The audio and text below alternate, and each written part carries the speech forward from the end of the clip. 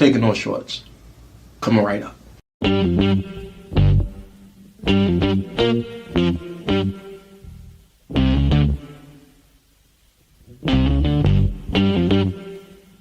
We talking about practice. Not a game, not a game, not a game. We talking about practice. Now I gotta talk, we all gotta be quiet. You're talking to the Rolex wearing, diamond ring wearing, kid stealing, woo, wheeling dealing, limousine riding. I'm a man. I'm 40. And now your host, Taking No Shorts podcast, Jay Grizzy.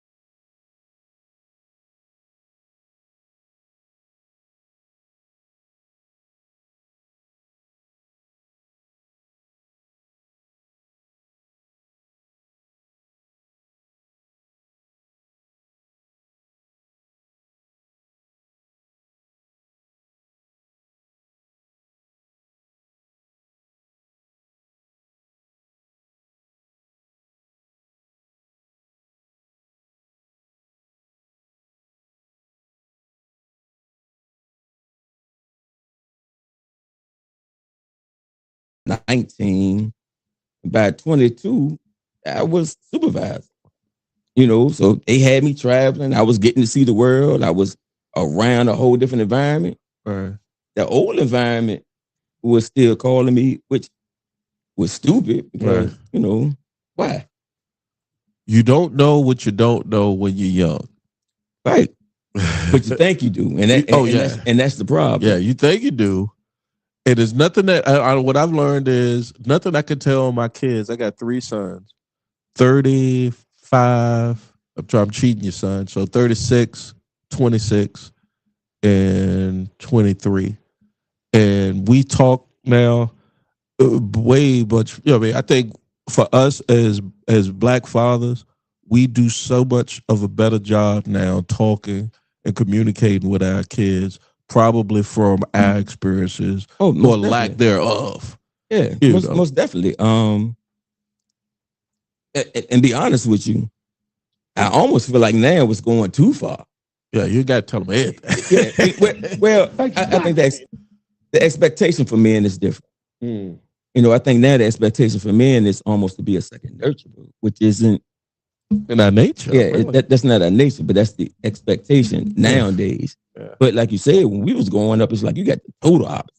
Oh, you got straight stoic. I'm gonna say what I need to say, and that's it. I asked my dad. My dad tried to give me the birds. Matter of fact, Mama gave me the birds and the bees. Mom worked for the state health department, and her birds and the bees talk was, "Here go the VD book." we going straight in. Yeah, do not do that. You know what I'm saying? And then I saw Apollonia in Purple Rain. I said, I got to see what that's hidden for. I got to see what that's hidden for. Yeah. I got to see what that's hidden for. You know, but yeah, I tell my sons when we talk, and I was like, yeah, I understand. Like it's blah blah blah. It's just, you know. But my job is to I can't let you not know the knowledge that I know. Like, what does it look like if I don't pass down? Like, that's what I get on. I used to have this with Debbie all the time. It's like, don't get on the boomers for not giving y'all some of the game. And I was like, well, y'all knew the game. I just wanted y'all to give it to us.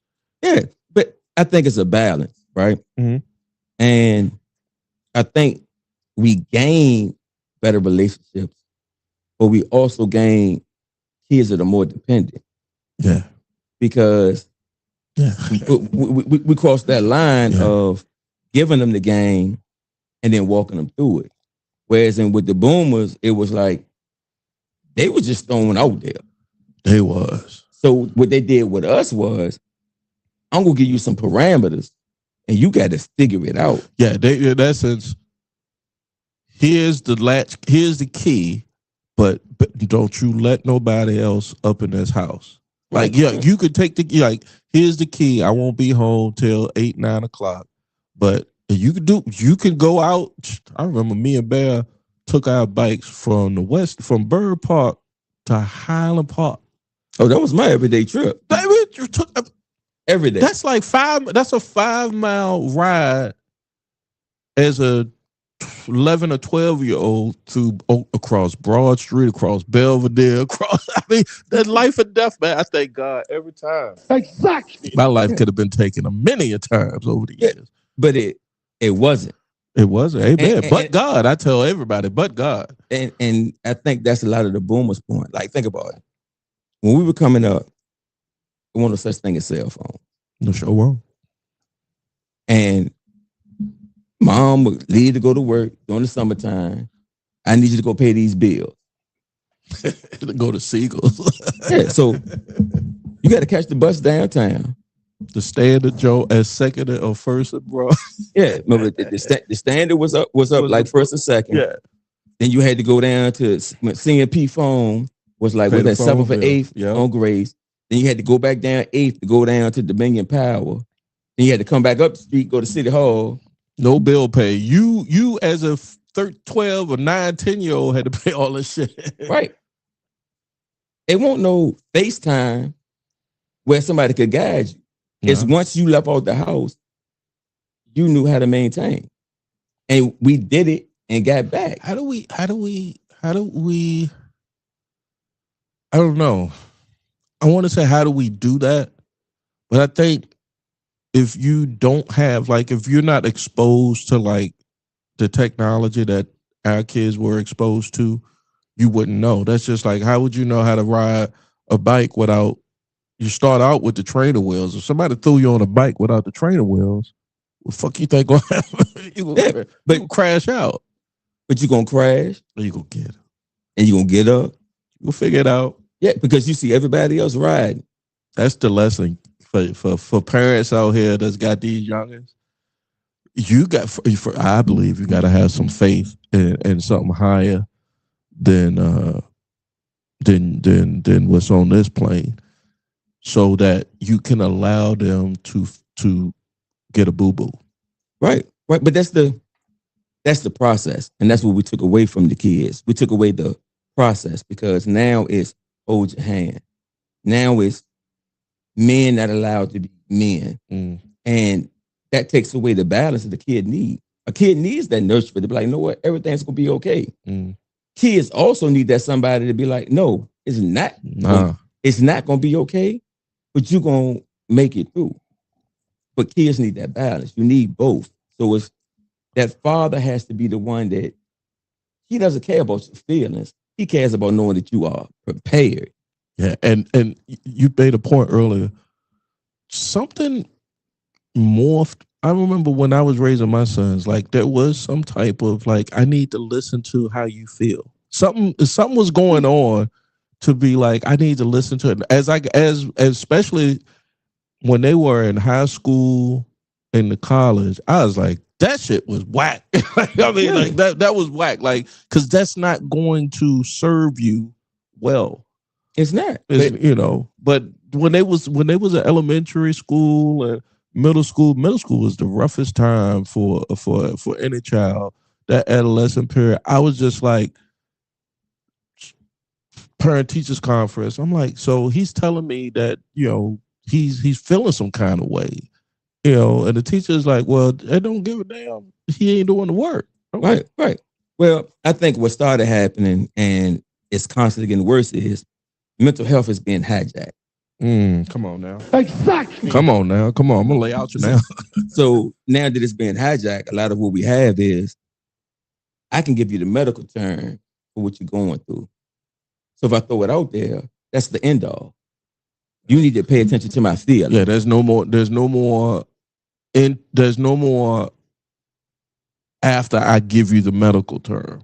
If I diagnose automatically just from seeing like, well, you're this, that you're this type of personality, then now it's been fixed. There's no. Well, it's not that it's been fixed. It's that now you can't say anything to me to make me fix it. Oh my God. Exactly. I can't come up with another. That's a clip. Yeah. You see what I'm saying? It's I had to tag that one.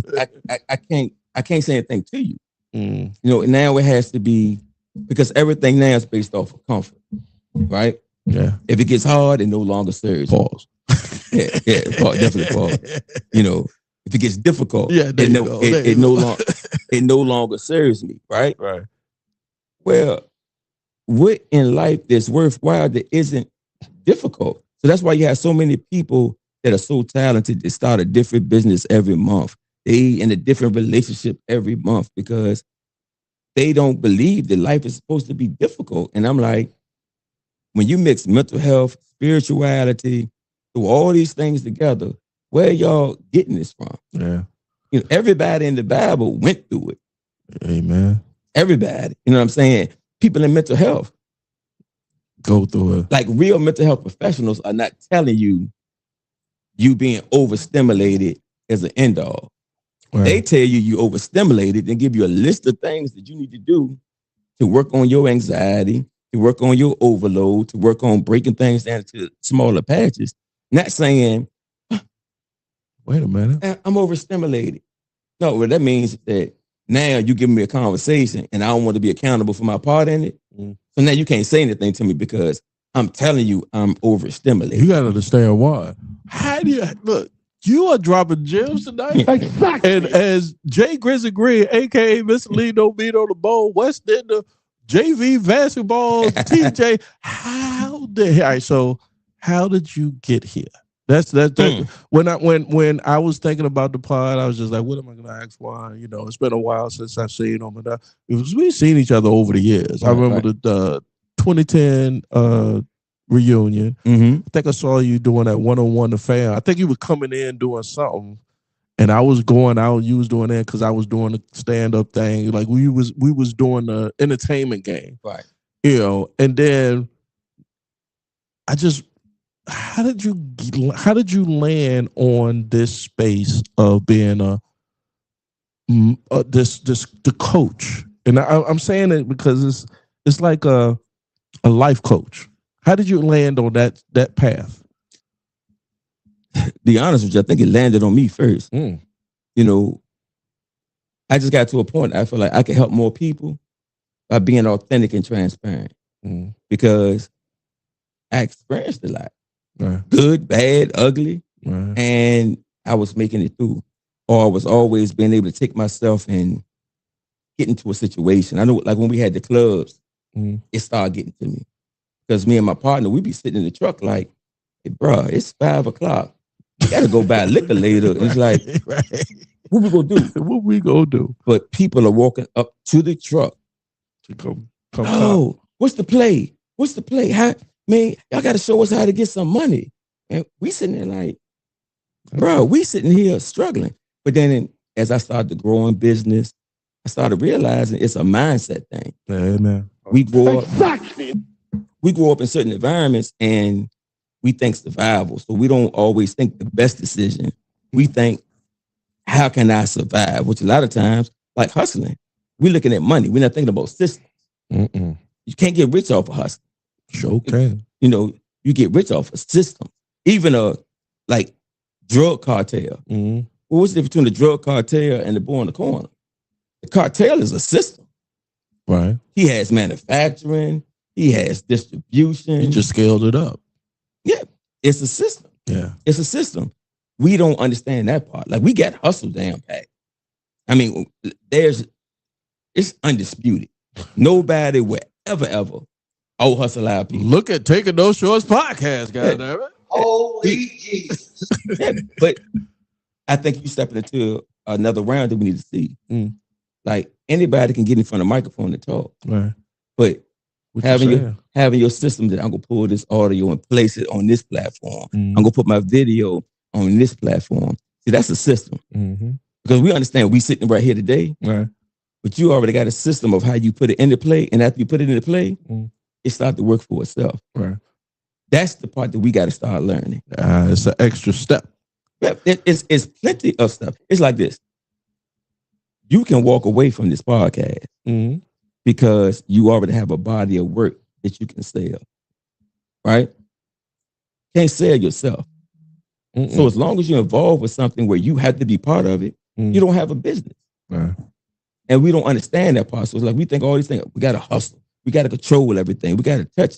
And then when people with real businesses come in, they're like, you don't have anything. But I had to learn these things. And as I was learning them, I wanted to share them. Then I still had all these bad habits I was dealing with. And it was crazy because I got to a point in life to be like, it depends on where you knew me from, of how you saw me. Yeah, I was like, what is from TJ? Yeah, so it's like you got people who know me in the East End as Lamont. Damn. But because Lamont was on some other different. shit. You know what I'm saying? Then you got Juan, which is kind of in the middle. Then, Cordova was more entertainment stuff. But all these different parts of my life were developing certain things. So I'm thinking in my head, I'm good. I'm a businessman. I'm doing this and that. You succeeding. But me personally, I wasn't. And it caused like me going to jail was like a break. See, I didn't know that. Yeah, it'd be like a break. They lock you up and you'd be like, don't give me 30 days. I'm going to go down here, sit down for 2 weeks. I'm going to sleep for the first week. Next week, get my push-up game in order. How much time? I mean, I never did much time, Right, and that's Amen. but that's actually part of the story, right? Because I became so used to going to jail. I'm like, as long as I don't have to go to prison, I'm good. Right. Jail don't bother me. Right. Prison, because like you go to prison, like you look at Richmond and how we developing, right? You go to prison, you come home like you don't know what nothing look like, with nothing that like I'm not built for that. Going to jail, that's me. So it finally got to a point to me, my temper and things I needed to work on. What? And it's like, judge was like, no bond. I'm like, no, Warren Braxton. It's with a J. It's with a J. Juan. You might have got Warren. Maybe you're not giving Warren a bail. Right. Warren always get bail. Like, no, you're not getting the bail. You ain't had Cooley on your case. No, I called. Matter of fact, I didn't even call my lawyer. My ex-wife called. Look, I got back to the cell. She was there. She's like, look, Cooley would have got your ass off. like they ain't playing with it. She did. But when she got me off, I had to go to anger management. Hey, man. And like anybody else, you go to anger management, like, I don't want to be in here. But then they started teaching me it's a science behind how we behave. That was your ex-wife that got you into anger management? No. Well, an incident with her got you into anger management. And as I'm learning it and getting to it, it's like, oh, this is interesting. Amen. Because you can start going back and looking at your life and being like, analyzing your behavior. So I want to start sharing it with her. And that's when a lot of disconnect between me and her really started. But I still see that as a good thing. Yeah. Because we end up getting a divorce. At the same time, I started taking over as caregiver for my mother. It was like, these things I'm learning, I really have to put to test. You have to apply them in life. Yeah, but like you really have to. Yeah. You know what I mean? Like you really have God to. has a strange way. I ain't call it strange. He has a specific way of showing you, even when you don't want, even when I was telling my wife in the kitchen the other day, she was like, I was like, she wasn't like anything. I was like, something's going on. She was like, well, something's transform. It's like I feel like I'm transforming. And it's like it takes, and I wanted to, this is what I was thinking about when I was thinking about the podcast, because we are same age, came up in the kind of the same kind of environment. Right. We have seen enough and are fortunate enough to be on this side of the game of life, right, to where we are now applying the stuff that we've learned. Like, and it's important. I want the audience, if y'all watching, I hope God, Jesus, but black men are we figuring this shit out. We are, and we are applying it in the lives that we can affect. So when you do the motivational stuff, like, is that where the motivational stuff came from? Is like all of these things that you went through, you was just like, is it a give back thing, or is it just you expressing? It started off as give back. Because it started, I still was doing the clubs. And I just wanted to get that knowledge to people. You said the club, you were DJing or party promoter. In the clubs, I was owning clubs, managing clubs, DJ, getting to the money. Because he came in here with some publicity. Yeah, so I did all those things, right? And it was just, but I realized it's other people doing way more than what we're doing, like right here. Right here in front of us. And it's like, but you, like we said earlier, you stay in your own little bubble, and you think that you're doing all right. And it got to the point that my life was divided. Like, me and my partners were here in our community, right? But then we got to go to this meeting. And I remember this one meeting. I got like, I'm on my ego thing, like a bunch of black dudes. We got 4-5 properties in Shockoe Bottom. Like, bro, we got real estate in the busiest block of the city. Can't tell me nothing. Can't share me. So we in this business meeting. So what's happening in the streets, we get that respect. That, oh, they so and so. So I'm in this business meeting, and everybody introducing themselves. I'm like, I'm Juan, a property owner down here in Shaka Bottom. I own 5 properties down here. And we run 3 nightclubs. And so dude looks me dead in my face and like, oh, that's cute. Bro, Look, what? Yeah, you don't know. Like, bro, what you don't know where I'm from, nigga? What you mean that's cute? He was like, who was it? I own 25 doors. Oh, yeah. 2,500 doors in the city of Richmond, which in real estate terms means he has enough apartment buildings that he has 2,500 doors, 25 apartments, 2,500. I might have paid rent to this boss. Probably so, right? So it's like, well, yeah, my 5 properties is, it is real cute, right? But being in these 2 different positions, I'm like, we got to start schooling our people to the real game. Amen. So Exactly. social media starting to take off. I felt like that was the avenue where we all let that I could try to start doing that. But like I said, even after that, I had to go through some more things, to get to where I am now. Yeah, I mean, well, I'm gonna cut you off there because we got some comments we want to get to on the social media, and I want to parlay the journey. I always I call this, but especially when I get guessing, like, tell me your journey, and your journey. As soon as you said, well, I was like, well, I went to jail. Yeah, that was like I said, that's the crazy part of my life. Like, somebody might say, Juan, a church boy. Somebody might say, Juan, the devil. Somebody might be like, yo, he would help you if you can. Somebody else might be like, man, that boy stab you if you walk 2 steps away. It was that was my life. Boy was busy. Yeah, I think growing up busy. I think growing up. Did you know why you would like? Why before I segue, did you know?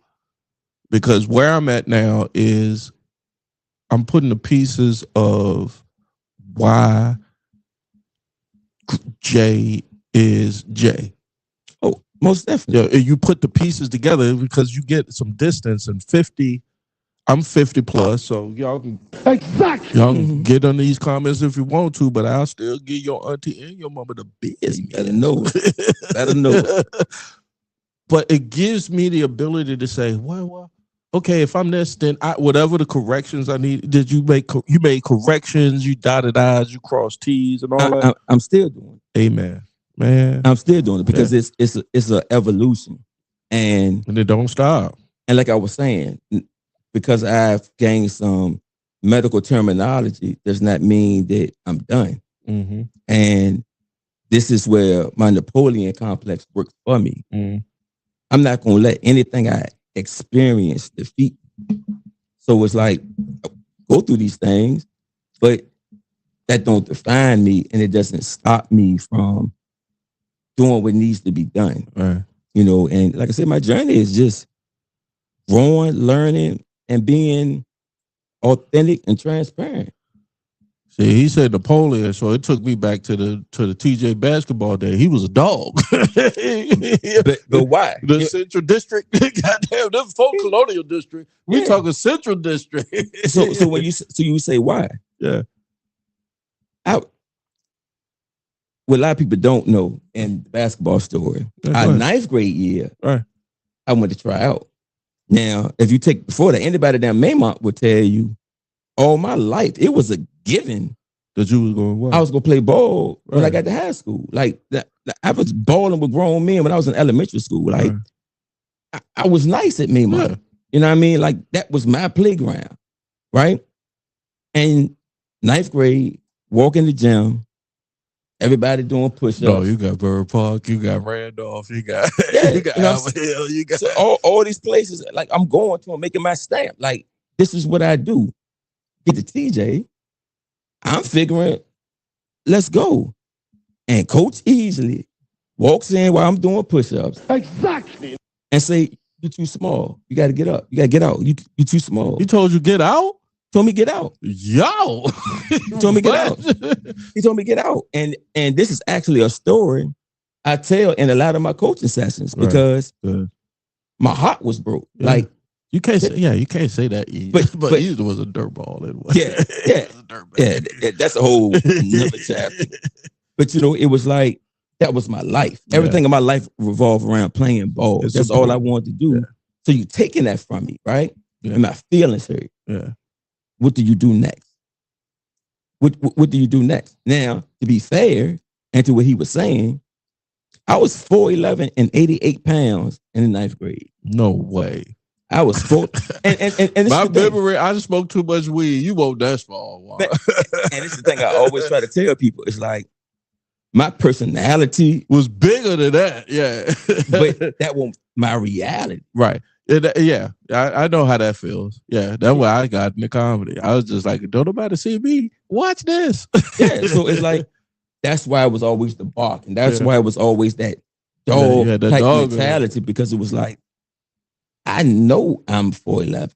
Right. I don't act like I'm 4'11", but I'm 4'11". So when he told me no, my Uncle Rod, and it's the crazy thing, my uncle in the wheelchair. Shout out to Rod. Exactly. Took me to Maryland. And every day I had to swim. Every day I had to eat potatoes. So I came back. No meat? Huh? No meat? Yeah, I was eating plenty of meat. I had to eat and work out all day. Try to get you swell up. So 10th grade year, I came back. I was 5'2", 125. Played JV and then went on 2 years to varsity. So I used that. When I started DJing, we had a little hood club, Club Reflections. We closed down. Trying to think. Well, it don't matter now, but I'm trying to think. Down on Broad Street, I want to say 1713. Okay. It was the only building we had that we didn't own, but it was 1713 East Main. Club Reflections. Richtown Supreme Team. We shooting our own radio commercials. Security walking me around the club and all this type of stuff. It was crazy. But then we shut down, and the next week we will open up as Club Pearl. And Club Pearl was the bougie upscale club. I was up in there. So now, till RPD gassed me out that business. Oh yeah. So now we bring in Lonnie, bring in DJ Mark, bring in Danger Mouse. So I go to the DJ booth, and I never forget this girl walk up to me, she's like, "What that little light skinned nigga in the DJ booth?" Oh, she did. And I'm like, this the house I built. You don't know who you're talking to, lady, young lady. Nobody in that circle knew who I was. It took me back to Coach Easley telling me to get out the gym. So what I do, I lock myself in that club every night working until I learned how to DJ. Shout out to DJ Fonz. DJ Fonz would drive from the 757 and be like, "You're going to train as a host." Yeah, them 7 City niggas. His grind was different. Them niggas hungry.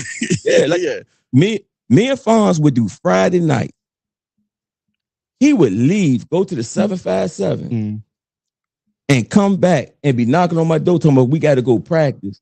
I'm still in the bed. He went to the 7-5 and came back. When I was doing comedy, there was a guy. What his name? He worked with DL Bodacious. Okay. Bo was from Norfolk, and we was doing open mics, and this motherfucker would come up from Norfolk and go up like the 8th person. Like, it's eight comics that went up before him. But when you get to, on the scene, you get to know folks, and you're like, "Where you from?" And you're like, "I got to go back home, or I got to go to work in the morning." And I'm like, "Fuck you." Yeah. But they did it. And those are the cats, the ones that like go above and beyond. I don't want to say above and beyond, but are dedicated and like won't take no for an answer are the ones that made it. Because when it came to, if I went to a comedy club and they was like, "Oh, you 10th up tonight," and I'm like, I gotta go to work tomorrow. I need these benefits. I gotta take care of these kids. Fuck it, I'm not doing it. Y'all kiss my ass. I ain't funny anyway. But what it is that you gotta surround yourself with those type of people, right? Those are the ones, man. Those because they understand the rate of success. Amen. It's like playing baseball, right? When people hear betting 300 get you into the Hall of Fame, they don't understand this point 300, which means that 1 out of 100, 3 30%. out of 100. it's 30%, right? 30% of the time. That means 70% of the time You're gonna fail. you're gonna strike out. If you're gonna be successful off of 30%, dog, you can't sleep. You can't be comfortable. You can't be making excuses. And tell them, Juan. God damn. Like I'm working with Danger Mouse really what gave that to me. And it's to a point, like I could be around him, he'd be like, you ain't going hard enough.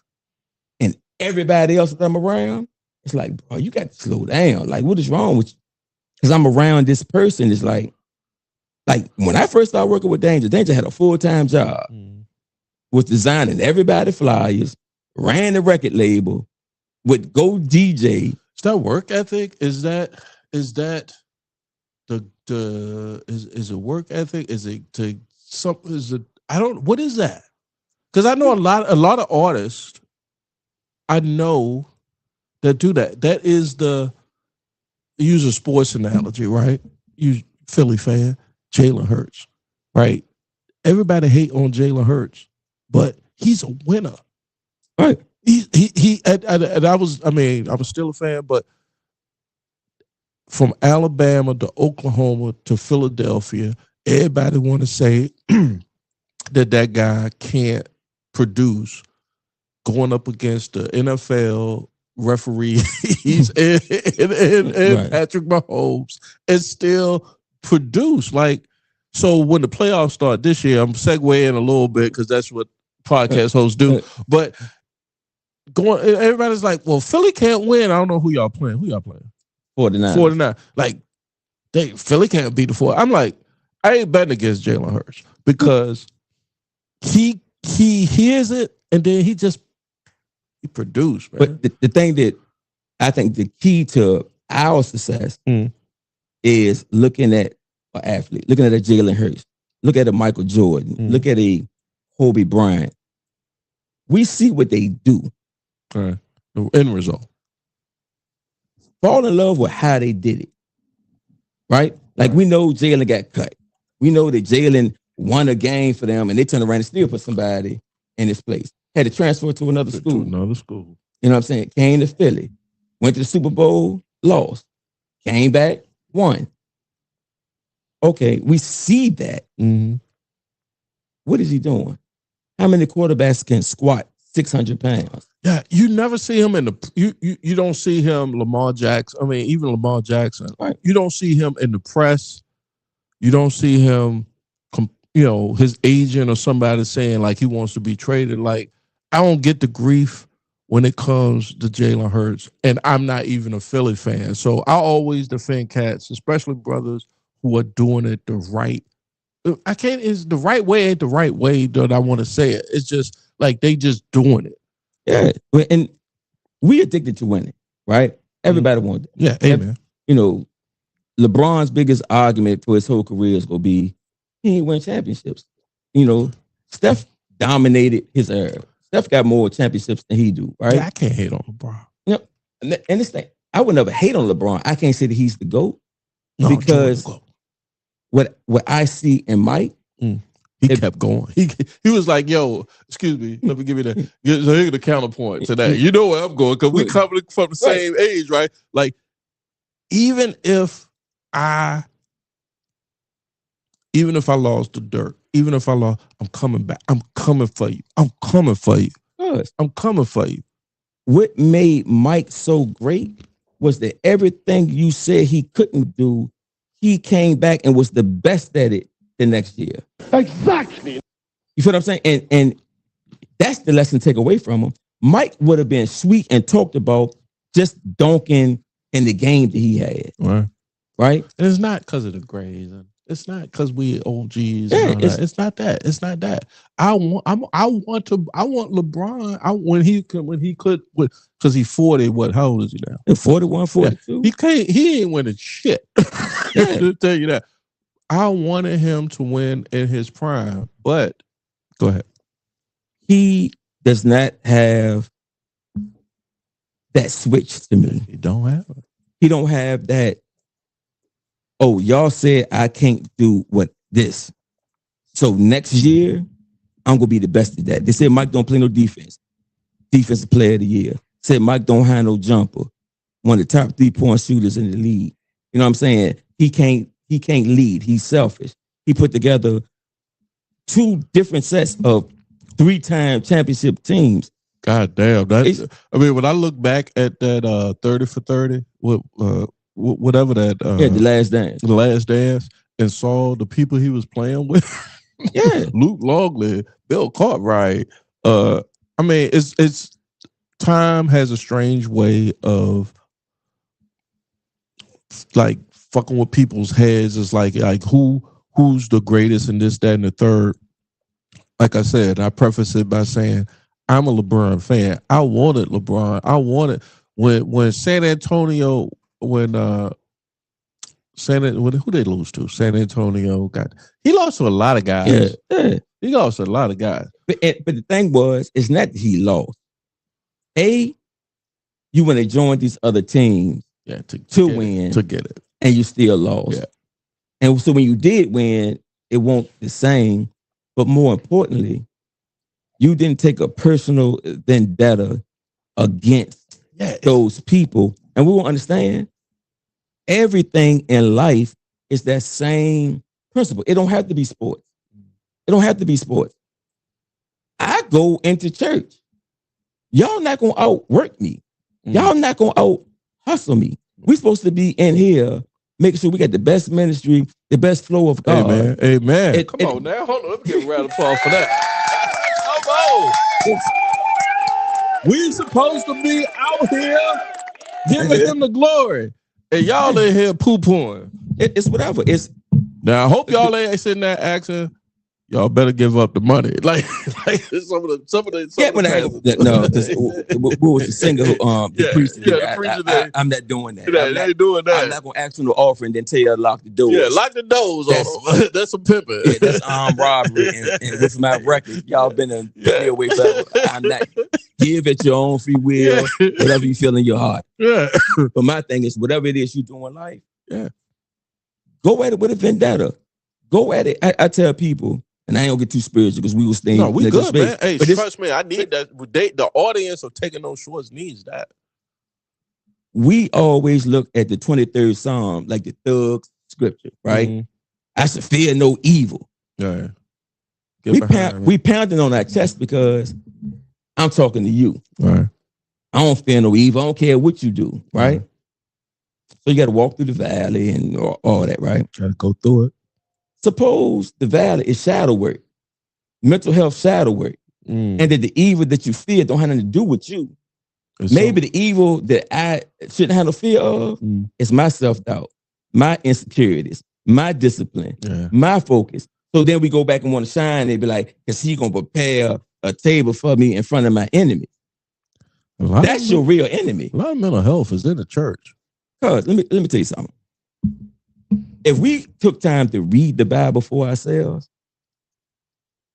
the Bible is nothing more than a story about Black people and a story about our spirituality and mental health, telling us how to align our mental health with our inner God.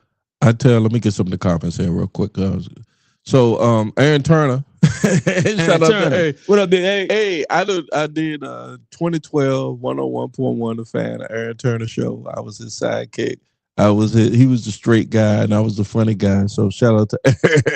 I mean, Aaron a good dude. Yeah. Let me tell you what I like about Aaron.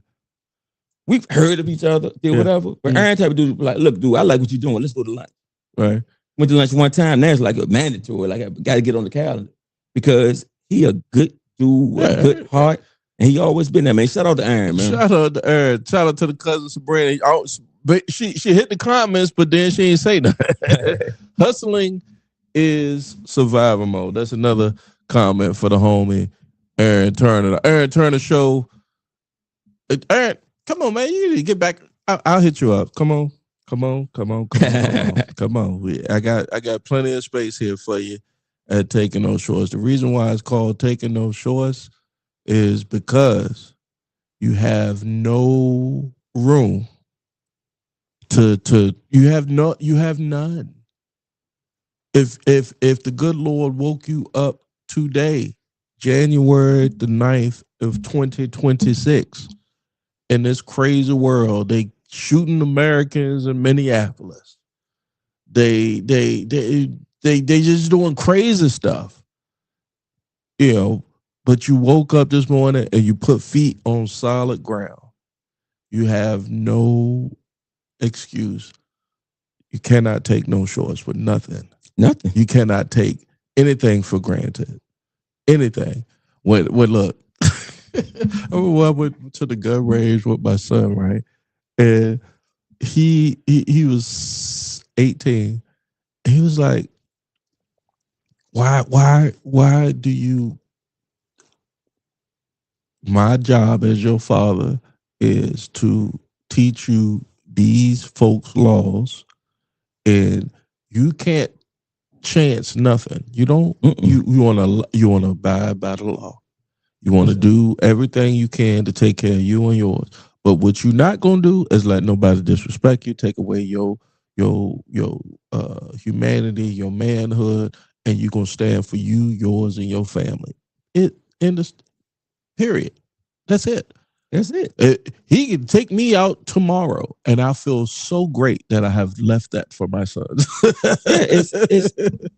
That's part of their inheritance. Yeah, I feel good about it. We think inheritance is all financial. Inheritance is anybody who leaves this earth and you stick your head, I'm talking to you. You know what I'm saying? Because they've left you with an inheritance of knowledge. And one thing we got to teach our men is like, this society will tell you your only job is to provide. And it's not what the Bible says. Right. People try to contradict on that, and we get into that one day. But your protection and preparation as a father is the most important things. The best thing you can do. The best thing for your family. It's like your family deserves the right to know you ain't got to be no killer, but you gonna kill if our family come down to it. I'm glad you. I don't know how you got to that. I think I know how you got to that. But sometimes when I sit down in my moments and I think about our ancestors, and I did a show. If I'm 124 episodes in, I probably did it around episode 80. I probably talked about it in the ethos of Taking No Shorts, but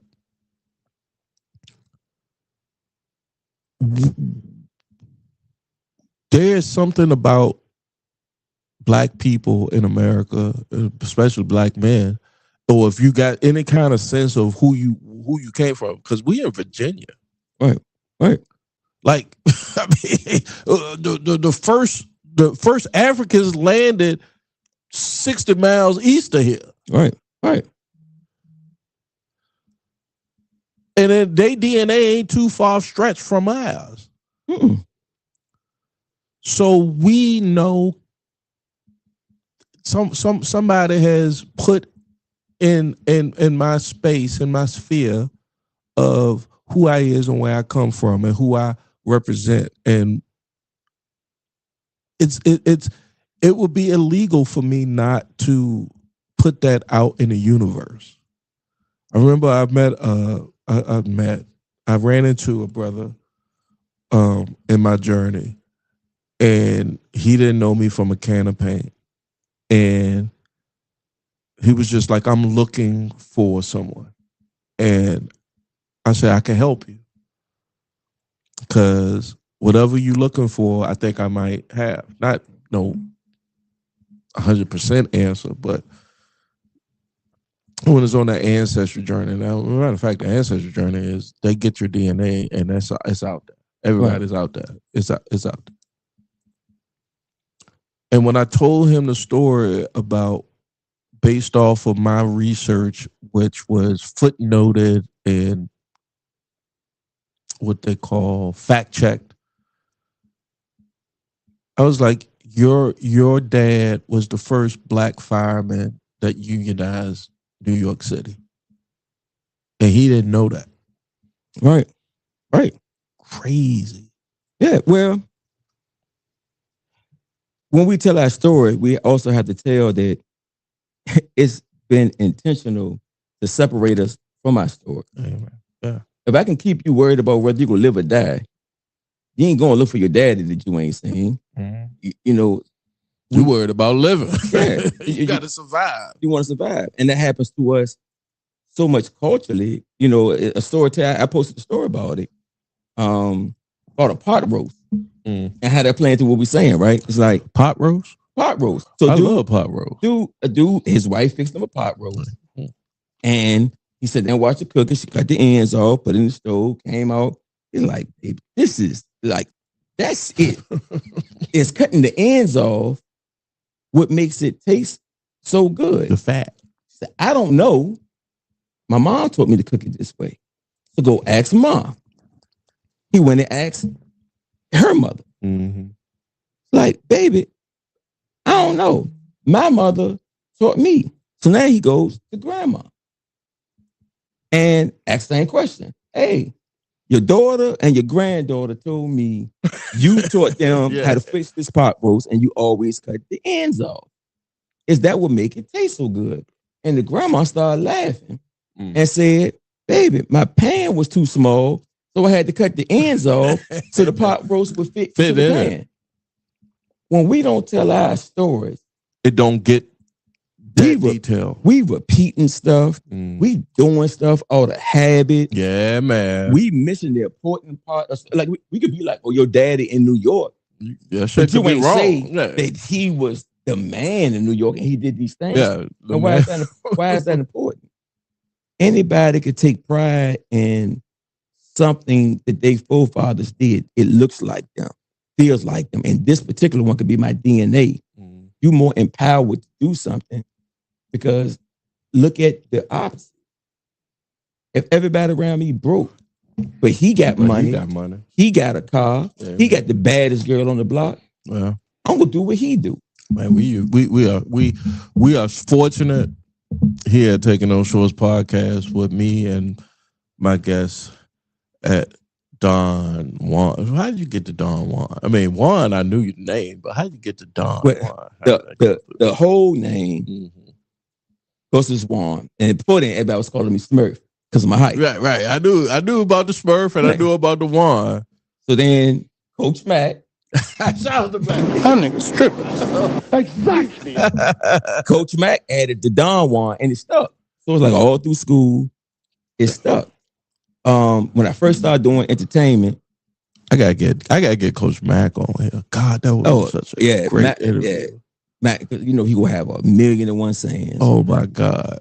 But it was Skills who added the Cordova. All right.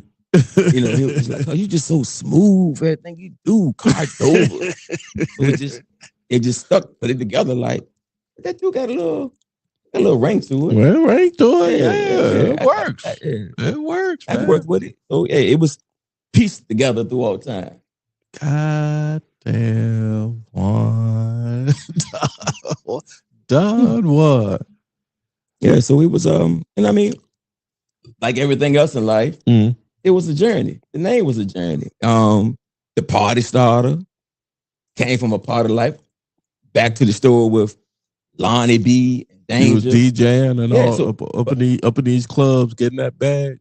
How do I fit in? How do I make a name for myself in between these people? Well, Lonnie would always let me start off the night.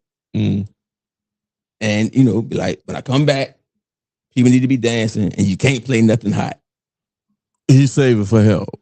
Yeah. Shout out to Lonnie, though, because I remember, God, what was the name of that guy's radio station? Global Scale Radio, which was when internet radio first started, or in podcasting, or that like early 2010s. And Pumpkin had Lonnie come through. It's such Lonnie at the time, I think it was DJing on Power 92 or 93 or whatever. But he was humble. He was just like, yeah, nice to meet you, nice to meet you, nice to meet you. Not when I say nice to meet you, nice to meet you, not like that, but he was seemed like a real genuine dude. I had never met him from a can of paint, but he was a genuine, decent guy. And I knew him from the Super Friends tape back in the 90s before I left Richmond. And goddamn, that tape was hot. The Vowels. Was it the Vowels song? The Vowels was danger. Yeah. Moody's Vowels. Yeah. That was danger. But man, they were sitting on so much talent. That shit was hit, though. And I was like, yo, that shit got when I left Richmond in 94. And I heard they said they played that shit in New York in 95. It was like these some cats from VA, the Vowel movement, and I went to work. But that's it. So it's like being around them. How do I fit in? How do I create a space you got around them? You know what I'm saying? So it's like, because like you said, they was doing it. They was doing it, and people don't understand the whole evolution. Like Mike Street started off at U of R Radio. Yeah, I slept on U of R Radio, and now he's the music director for the beat. iHeart. Yeah, let's take away because it's bigger than the beat. Yeah. For the whole iHeart in this market, right? El Bravador started off on the AM station. I told Brad at 101, I say, I remember coming home from church and dubbing. You know, you had to use to dub the tapes. 1540, was it 1540? Yeah, I think it was 54. That sound about right. Yeah, 1540. And back in this is on RVA old school shit. That was the only hip hop you could get for like 2 hours on a Sunday. Like, we don't. I think a lot of times we take for granted that we grew up in a time of evolution. Yeah, man. So like, and we don't understand how close we are. I dubbed the whole show. I told him. Like, but so think about hearing Brad, and then you can sit down and have a conversation. Yeah, man. I gave that man his flowers when I saw. I said, "You Bravador? Yeah, man. I used to do blah blah blah blah blah blah." And Chris Brooks. I didn't know Chris was from the West End. Yeah, Appomattox. Yeah. Chris used to walk me to the playground. He tell the story every time he see me. Yeah, hey, man, Chris was my nigga. I didn't even know Chris was from the West End. That's how secluded I was. I shout out to my mom. She was like, "Don't fuck with these niggas." Yeah, and that's the thing. So like, Chris used to literally come to my grandma's house and like walk me down to the playground.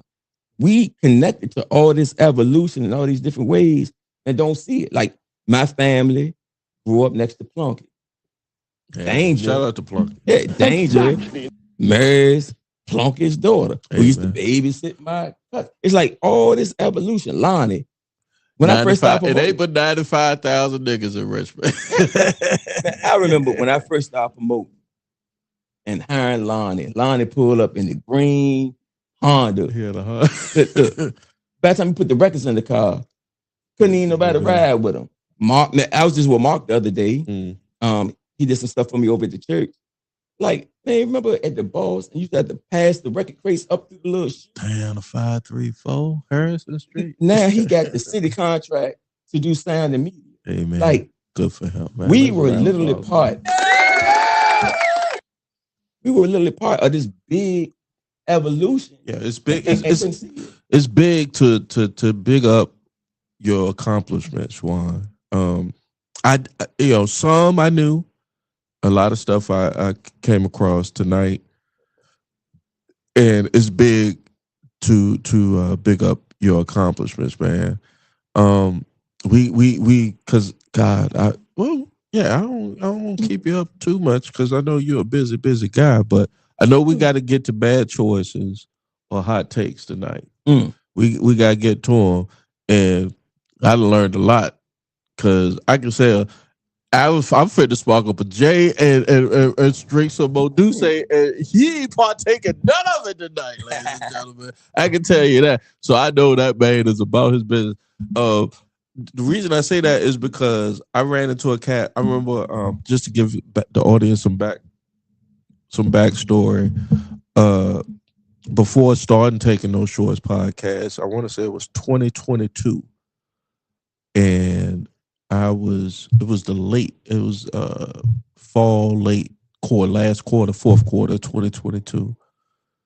And I was like on the fence about doing a podcast.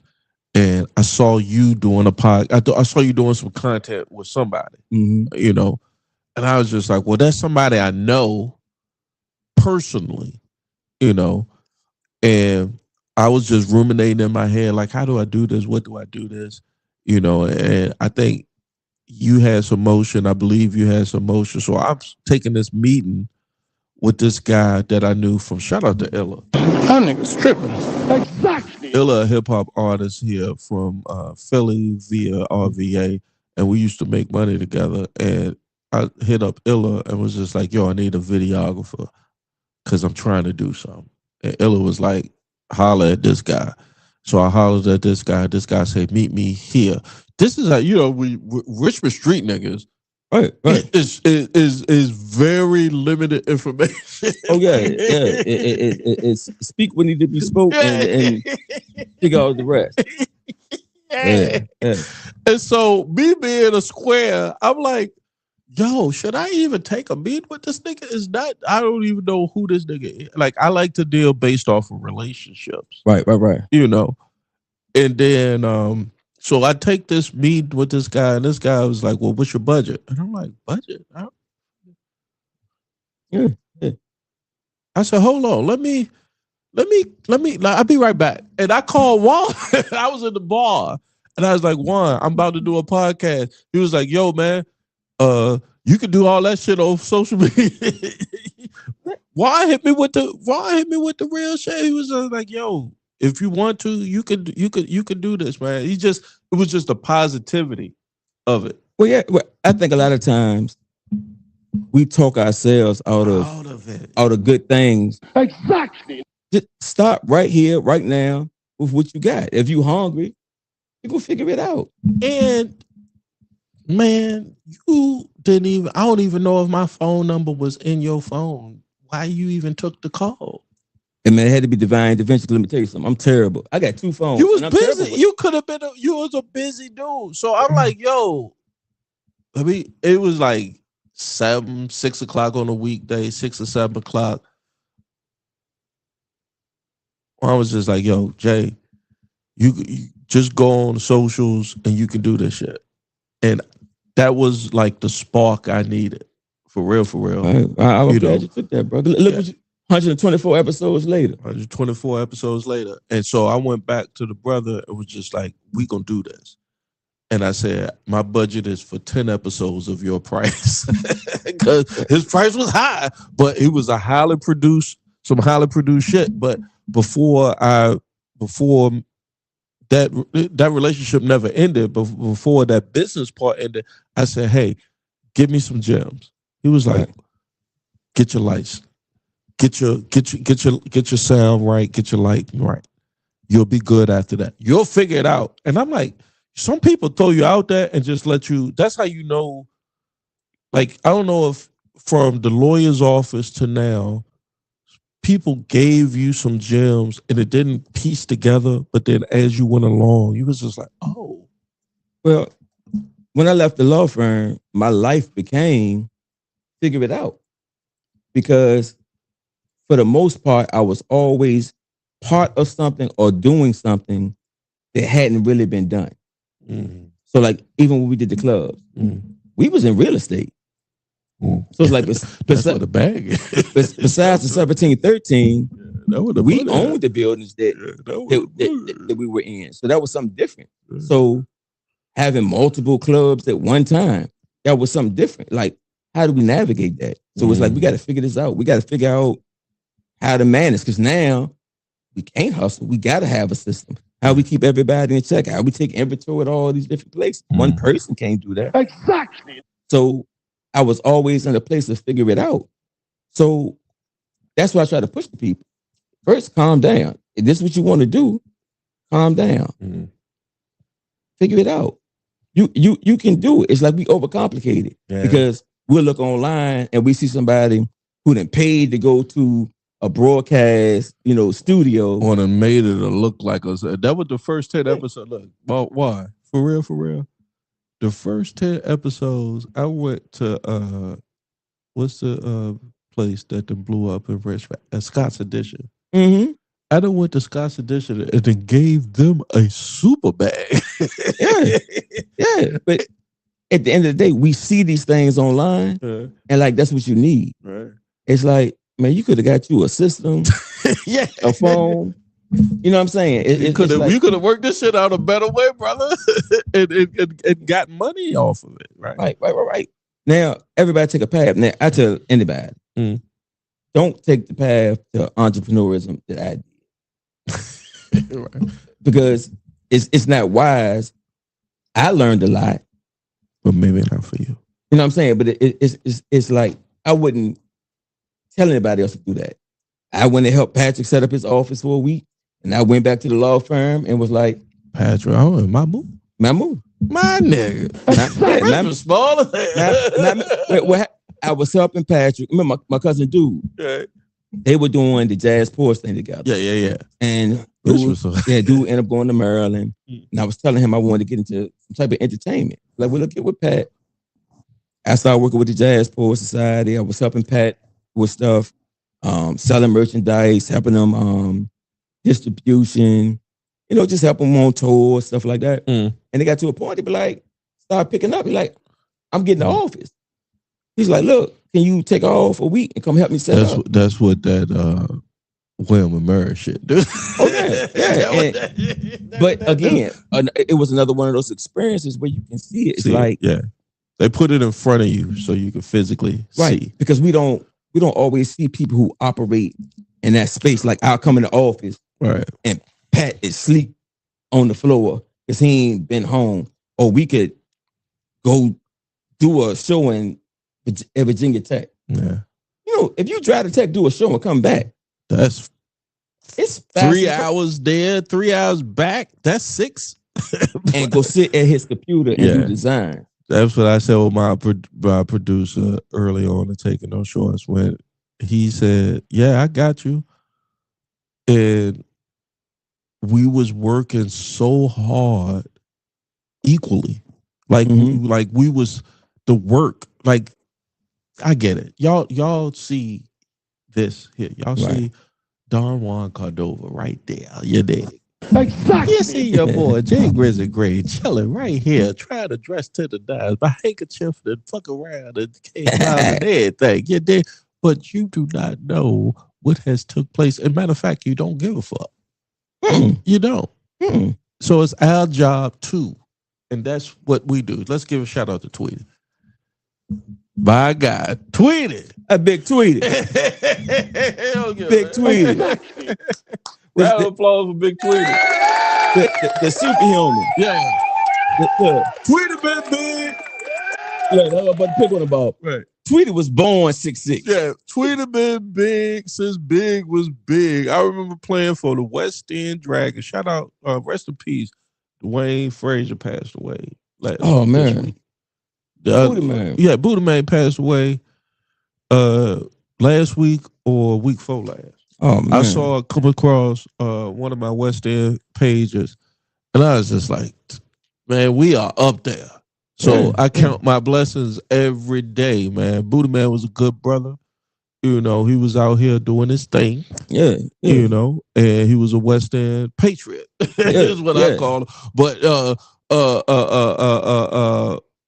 I ain't gonna call you your whole name because I know you as Tweety. Yeah, big Tweety. We going to Clark Springs. That's why I came up with. That's why I come up with Booty Man, Clark Springs. Goddamn P. Goddamn. Got so many cats, man. LP. Yep. West End Dragons, Pee Wee. Now, Pee Wee supposed to be no more than what? 85 pounds, 100 pounds. Something like that. This nigga Tweety come out this bitch. Yeah, with that, can't find no jersey to fit him. He laughing. Yeah, couldn't find no jersey to fit Tweety. And then he from Newtown. So I'm like, how Newtown niggas get over here? Yeah. Yeah. Shout out to Tweet, man. Good brother. I did not want to get hit by you. Yeah, I'm glad he was on our side. Yeah, glad you was on our side, brother. Yeah, it don't make no sense to be 12 years old and be that big. Man. No, sir, man. That's Whoever super abnormal, man. You feeding you well. Yeah, there's gonna be a Similac with protein in it. Oh my God. Hot takes, bad choices. So much good stuff tonight here. Taking No Shorts podcast. Let me do a station break. Hey guys, you might be wondering, what am I doing? Well, you might not. Do me a favor. Go ahead and do me a like, share, and subscribe over at Taking No Shorts podcast. Anywhere where you find your favorite podcast at Facebook, YouTube, and Twitch. Thank you very much. That's my plug. All right. Hey, y'all go do that. Yeah, thank you. Really go do that. Oh, but also go to Don Juan Cordova's social media. We'll get more plugs at the end of the night because your bio is heavy when you got to go. Oh, he said he walked. God damn. But for real, when you think about it, it's really not that far. You come from Harrison, from Newtown to Harrison, from Lee and Harrison. That's about what? Shoot straight down Lombardy. That's like 8 blocks. Yeah, but you didn't practice. No, that's true because that's what I did. That too. I can see. I can see how that happened. Yeah, we used to walk the Hubbard Field from the bottom. Yeah, I don't. Man. Yeah, it ain't that bad. Especially got some people with you. My son used to older son said one time he walked from South Side home to the West End. And I was like, don't ever tell nobody that shit. Don't. If you in Richmond, don't tell nobody you walk from like Warwick and Hall Street to like Bird Park. Like, don't do it. That's not nothing to be proud of. Yeah, he needed to get home. He needed to get home. You know what he was doing it for. No, want to do it? If it weren't for God, it was for some Uchi Walla Walla. He was doing it. That changed the whole story. I can't even be mad at him because all of us got one of them stories. I took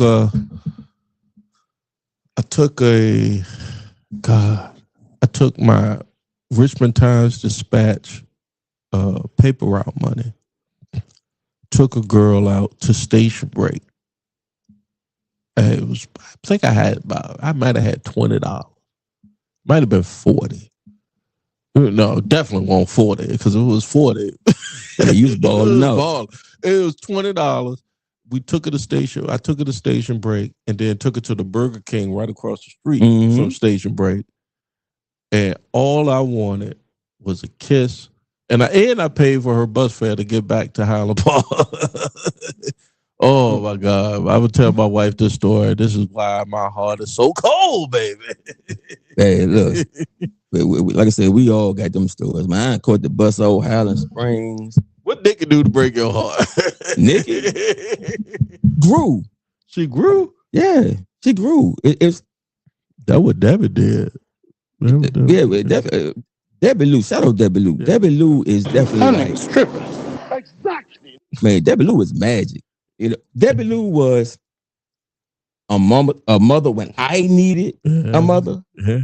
I told her this yesterday. I said, but protecting Nikki at the same, like, something happened. I snapped on Nikki, and Debbie Lou is walking down the boulevard with a baseball bat, looking for me. We crazy, man. Yeah, they crazy. But it's the thing. When she saw me, cussed me out, and then sat down and talked to me. Yeah. You know what I'm saying? Like, you don't want to do she was my mama. Yeah. You don't want to do this, sir. Yeah, you know what I'm saying? But not even in a threatening way, in a way of what's going on, Teaching. You know, deal things different, you know. But as far as me and Nikki breaking my heart, I just think she grew. You know, you get tired of all the stuff doing, then she go to college and I'm working, but I ain't, you know, I'm still. Me and Cuz talk. Man, we are so fortunate. We are so lucky and fortunate. And lucky and fortunate to some folks might be from a perspective, right? So if you were born into money, you have no idea what lucky and fortunate it is because you was born into money. If you was born into poverty, you will appreciate a lot of shit that come to you a lot more. Like, so that's the perspective, like what me and Cuz talk about. Like, we come from a place where we've seen and we just so fortunate and so grateful to be able to just do what I do what she do, because she gives back. This is my way of giving back, and it's just so fortunate. And her being a doctor of education is, yeah, that's bro. It's like, I man, joke all the time. It's like, that's a bullshit. You know that, right? I'm like, I'm so proud. Like I said, like when you there, like I was with you when you're doing in the one bedroom apartment. Yeah. You know what I'm saying? I was with you. I was there when she was moving the joint. She's like, hey, cuz, I need you to help me move. I'm like, what the fuck we moving to? I remember when Nikki told me, she said, I'm getting, matter of fact, she didn't say I was getting married. She said, I'm married. But I'm getting ready to come back home and don't nobody know. Put that on you. Yeah. I say, honestly, I wouldn't give a fuck what anybody say. You made your decision. Stand on it. It is what it's going to be. Sometimes, I don't know if you've made decisions in your life that you just had to say, this is, as a man, this is what it's going to be. Is that, I need a pastor, a Christian, somebody that's bigger than righteousness. It's like, I'm not doing this out of nothing ill to nobody. I'm doing this because this is the right thing for me. Man, at the end of the day, I feel like all of our lives are like that. It's just a matter of, are we going to stand up to the calling? Because we all have things. It's like you all here doing a podcast. Mm-hmm. Don't necessarily mean that everybody in your family wants you to take this time. No, they told me I don't want to be on your shit. You know what I'm saying? But they don't want you to take that time. Right. You know what I'm saying? Regardless of what you're doing to build, they only see your life through their eyes. Amen. Exactly. You know, so it's you could be in here, rubbing feet with me. And I'm like, bro, can I rub? You got fam like that. It'll be like, yo, I know you sitting on hey, but that's all of our lives. So how hard do we stand on that? Yeah. How hard do we stand on to be like, yo, I'm going to offend a lot of people, but I love them, and this is the only way I could give back to them. Yeah, the best way, as I've gotten, as the more days and it's the hourglass of time goes on. As much as that goes on, the more I stand so strong, because the spirit of me. Somebody go. I ain't going. I get why sometimes the Bible is written in parables, because it ain't not everybody gonna get it. I don't think everybody gonna get. I don't think everybody, when people say when it's like written in poems and stuff like that, or allegory, like not everybody gonna get it. But I think if people search themselves, I'll leave it like this before we get to that. Love in so you can love out. Love yourself so you can love out. That's it. That's it. That's it. Love in first. You cannot love out to nothing unless you love in first. Now that might sound like some hippie shit. That might sound like some, I don't give a fuck what it sounds like. But love in before you can love out. Because the out people that see, they not going to appreciate nothing you saying, doing, putting out here in the social media, in the world, your actions or whatever, They not going to see that. You got to be able to sit down when Juan goes home tonight. You got to be okay with you. That's it. That's it. And I got to be okay with Jay. That's it. That is it. That's why I always tell people, be authentic. Amen. Be authentic, because you trying to be somebody else ain't gonna stress you out. All of and it. fuck everything up around everything, right? They do. And when you learn to be authentic, so you can bring everything full circle, Mhm. right? Everybody's life has a purpose. And when you can be authentic and you can take that journey inward to work on you, Mhm. you're going to find out that every different season, the good seasons, the bad seasons, them seasons where you celebrated and pop champagne every day, and the seasons that broke you down. Like when I lost my daughter, bro, I'm trying to be Don Juan outside. But inside, Bro, I'm coming in the house and in the shower, on crying knees. like in the shower on my knees, can't stand up, can't face. But you know Nothing. what? I got other kids, so they got to see. They got to see me get up and go and be into strong. the next day. Yeah. So I can't even cry out loud. Yeah. You know what? That season is just as important to me as owning clubs or Exactly. More doing important, whatever. really. Because at the end of the day, those things build you. And now I'm coming into a season where all those different seasons make more. They make more sense. They make more sense. Why I had to go to the clubs. Why, when I was in the clubs, I started getting involved with politics. Why did this little church? Because my granddaddy was a pastor, so I always had church in my life. Why I ended up running the streets? I had to understand the people for me to go back and save them. Yeah. You feel what I'm saying? Because it's easy to look at somebody's life and judge. I mean, one of the what you're saying is so important because it's us saying it, right? And I think I say I have a strong desire for the folks or the generations younger than me to understand that, so that you can I don't want you're not going to appreciate it, but I just want you to understand that, like, we have lived a lifetime at Gen X and age. Exactly. You dig?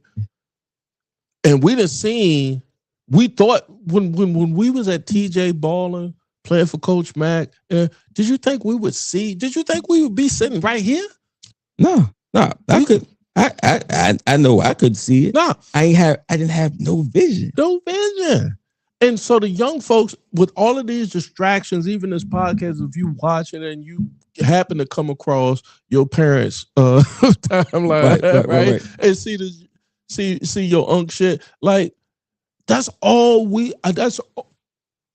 excuse me, that's all I am trying to express to you guys, is that see it now.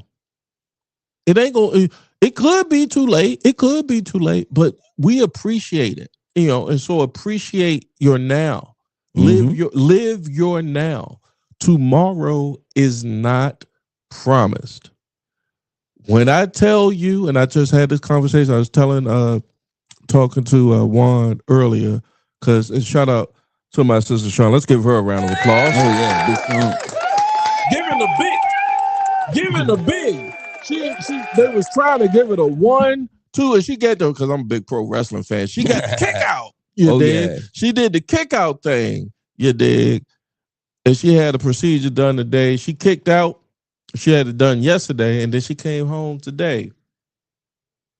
And that was nothing but the grace and the healing power of our Almighty God. No doubt about it. No doubt about it. And man, y'all bloodline has a very serious go hard renegade spirit. It's like it's infectious. So shout out to Sean, man. And it's just, I know for me, I have a very overprotective nature. Like I'm like you won't do something about it. It's like I'm just overprotective. Like I have to step back because when I come, you coming hard. I'm coming hard. Yeah, I know. But I know y'all street niggas like that.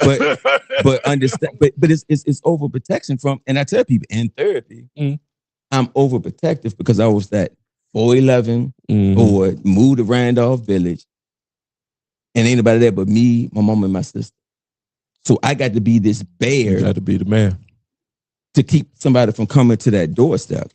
But now I got to be that bad for my community. I got to be that bad for my religion. I got to be that bad for my church. I got to be that bad for the NAACP. I got to be that bad for the next entrepreneur that want to do something. It's like, I'm not going to let society pick on me. The mental health, I get into it. I hate and hate strong. Yeah. I hate what the hood do to our people. Yeah. I told my shrink. She hates when I call her the shrink. But let me first get your number, your two guard in the building. two guard. Who that up there? That boss. Oh, big cuss, big smooth cuss. Was he the two? No. My play 3. My play the 3. Yeah, my play 3. Yeah, it's some game. Oh, cool, smooth cuss. You always see cuss out somewhere. Smooth. Yeah, he saw me out at a party over a couple summers ago. I know Mark saw me acting a whole damn fool. I was fucked. Hey, if you hanging with cuss, go ahead and play. Everybody gonna cuss gonna have a good time. Yeah, that's cuss. Shout out to cuss. Come on through. Hey, look, I ain't even gonna show you what's down here, bro. Yeah, cuss be knocking at the door. I ain't even sent you the address yet. No, right? No, I just seen them around the ways. God, he got see Marcus hit me up.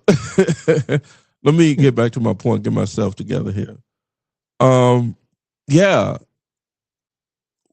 My sister kicked out of a health scare. She had some major surgery that went through, and nothing but the grace of God. When I say God is a healer, thanks to everybody who hit us up, whether it was social media directly or whatever, just directly to let us know that your prayers was with us. We appreciate it. We saw you. Thank you very, very much. Over the last several years, decade or so, I was talking to Juan. When you get to be our age, you're going to see some folks leave us. Yeah. And it's difficult. It's not easy. Mm-mm. It's hard. It's super hard. It's trauma. I ain't even get to the trauma part. That's a part 2. Oh yeah, because I gotta get my armor on to do the trauma shit. Hey, look, you ready to go? Yeah, we go. Yeah, we go. That's part of it. It will allow me to put stuff in perspective. Like Jay, like if you go back and look at some of the Taking No Shorts or other iterations of when I've done podcasts, I was very political. I was January 6th don't mean nothing to me when your mama died. Mm-mm. That shit don't matter to me when your sister going under the knife. So it all contracts, you know. And then when you go into your prayer closet, I go into my prayer closet and I say, God, show yourself.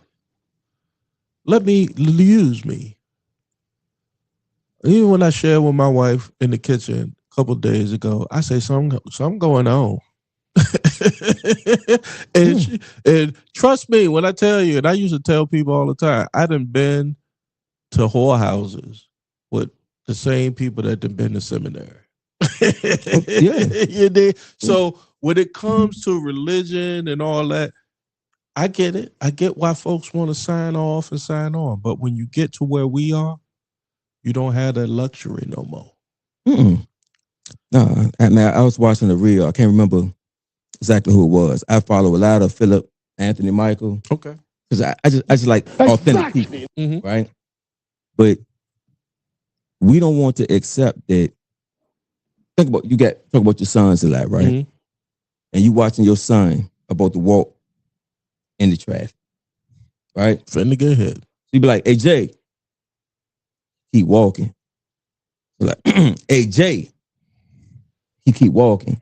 And he about to step off that curb in the traffic and get hit by a car. You gonna yoke him. You might scratch up his neck. You might embarrass him. You might wrinkle up his clothes. You may scare him. right? You may do all of these things to him, right? Right. But that was your love. That was your protection. Because you know what? I was trying to get your attention. And the whole time I was trying to get your attention, you kept walking in the way that you wanted to walk. And because you wouldn't stop walking in that direction, I had to yoke you up. We don't understand it like us. If you're a strong person, whatever you face, you will keep doing the same thing over and over. Because you not because you're weak, because you're strong. So how do God get you to understand whatever? He will put you in a place where ain't nobody but you and him. Now either you gonna come, it's either you gonna grab his hand or you not gonna come from out. It's like man, that's you got a talent there, bro. I mean, you got a way of putting it in a way, maybe because I know you, but you got a way of putting it to motherfuckers that like, yeah, that's true. Because when enough life experience to know if you seen death up close, like you hold somebody. I remember when I went to my granddad, Debbie called me. She said, because they was caretaker. The nurse came over and everything, and they was like, "Look, the best we can do is give her the quality of life." Yep. You know, you don't want to do a Dr. Kevorkian, where you say pull the plug. We ain't pulling the plug. We not pulling the plug because we believe in a God. Okay, I'm not pulling the plug. My wife said all the time, "Don't let me sit up there and sleep in my shit." I said, "Well, you better put that shit right, because you gonna be sleeping in some shit. Because I'm gonna be over there praying for you and hoping and praying, doing my best." And I remember laying in a bed with her. You can hear the life.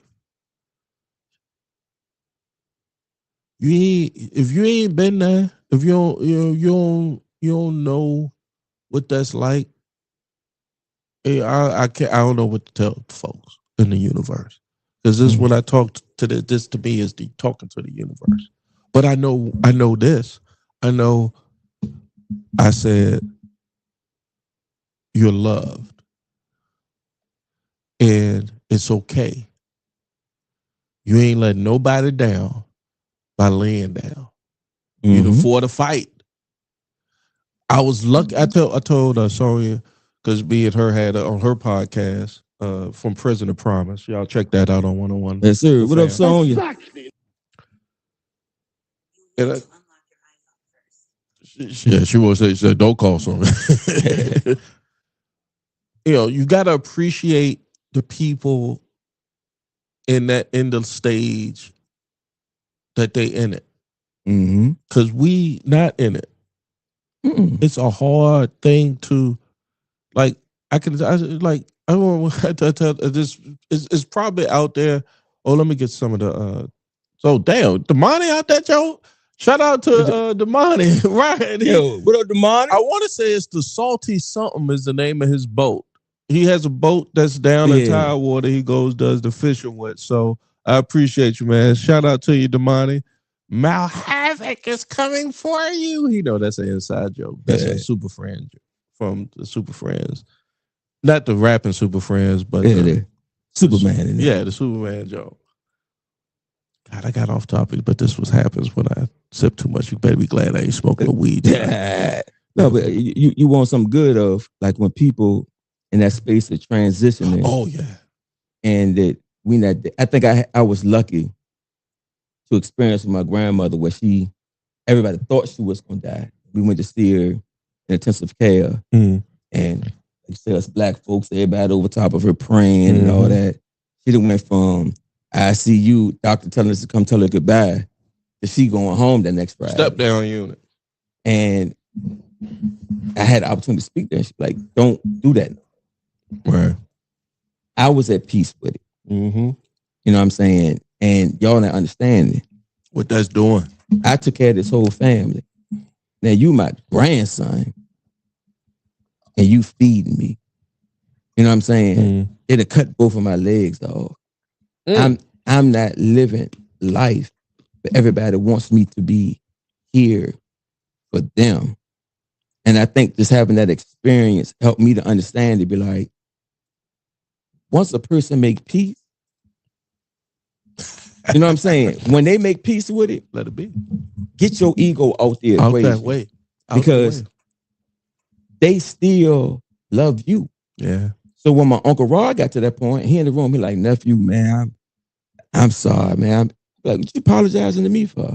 You 75 years old, and the doctors told you you won't gonna live to be 12. You been in a wheelchair all your life and lived a better life than majority of the people I know. Why I like women? Because Uncle Rod always wanted to date with 2-3 girls.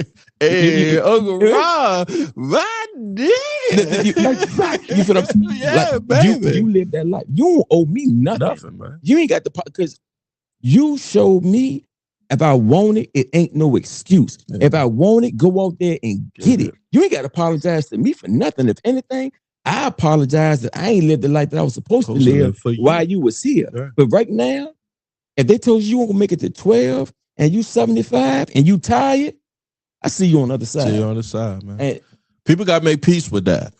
If that's the ultimate level of love. Yeah. Now, if you want to fight, I'm going to help you fight. But when you make peace that this ain't it, and when I say make peace, I don't mean cop out.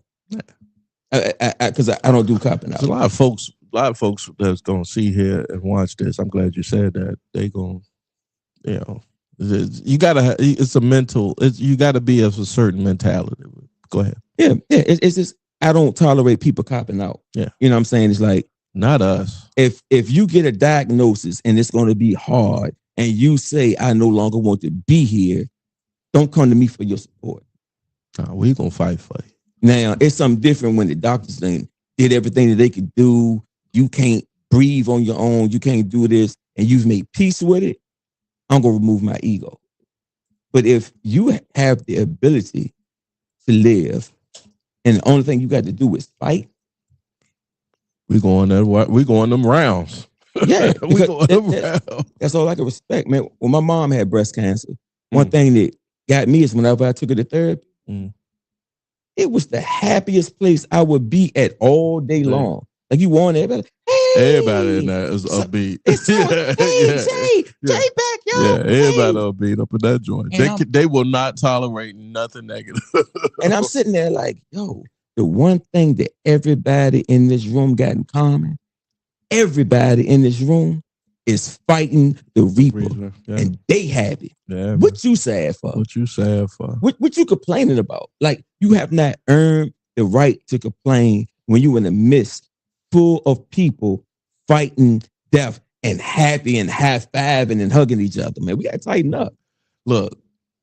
I don't think the world. I mean, I think it's circumstantial because the way health and death comes to us, it's kind of like biological and genetically and just by chance.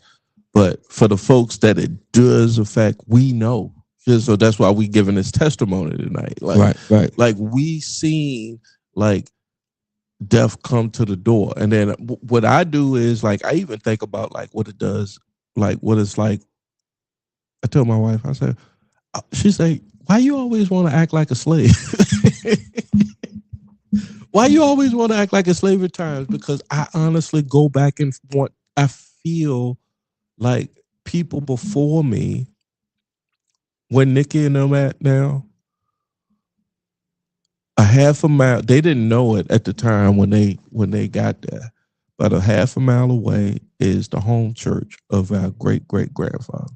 And everybody is buried there. This is on me and Patrice's side of the family. Everybody buried there.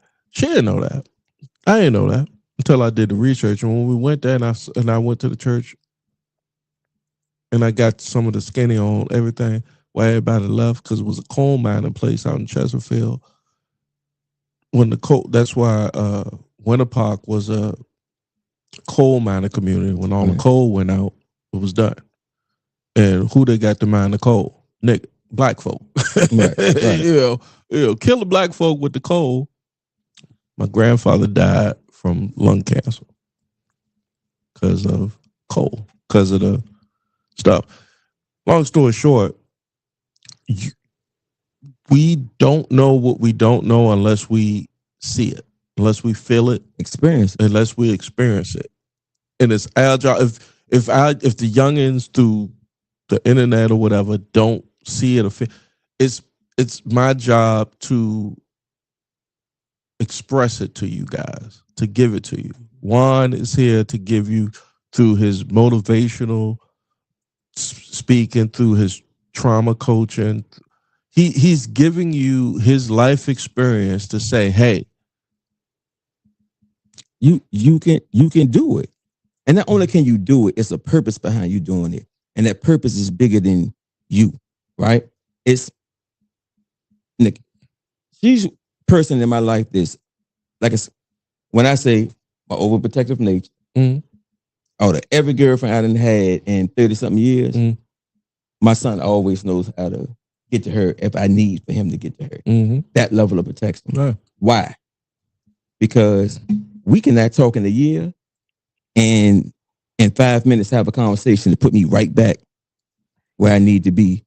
You know, we pick up about getting her doctorate. But she was caregiving at the time. Yeah. So you going to a full-time job, going to school, and you coming home and caregiving on both sides everything of your family.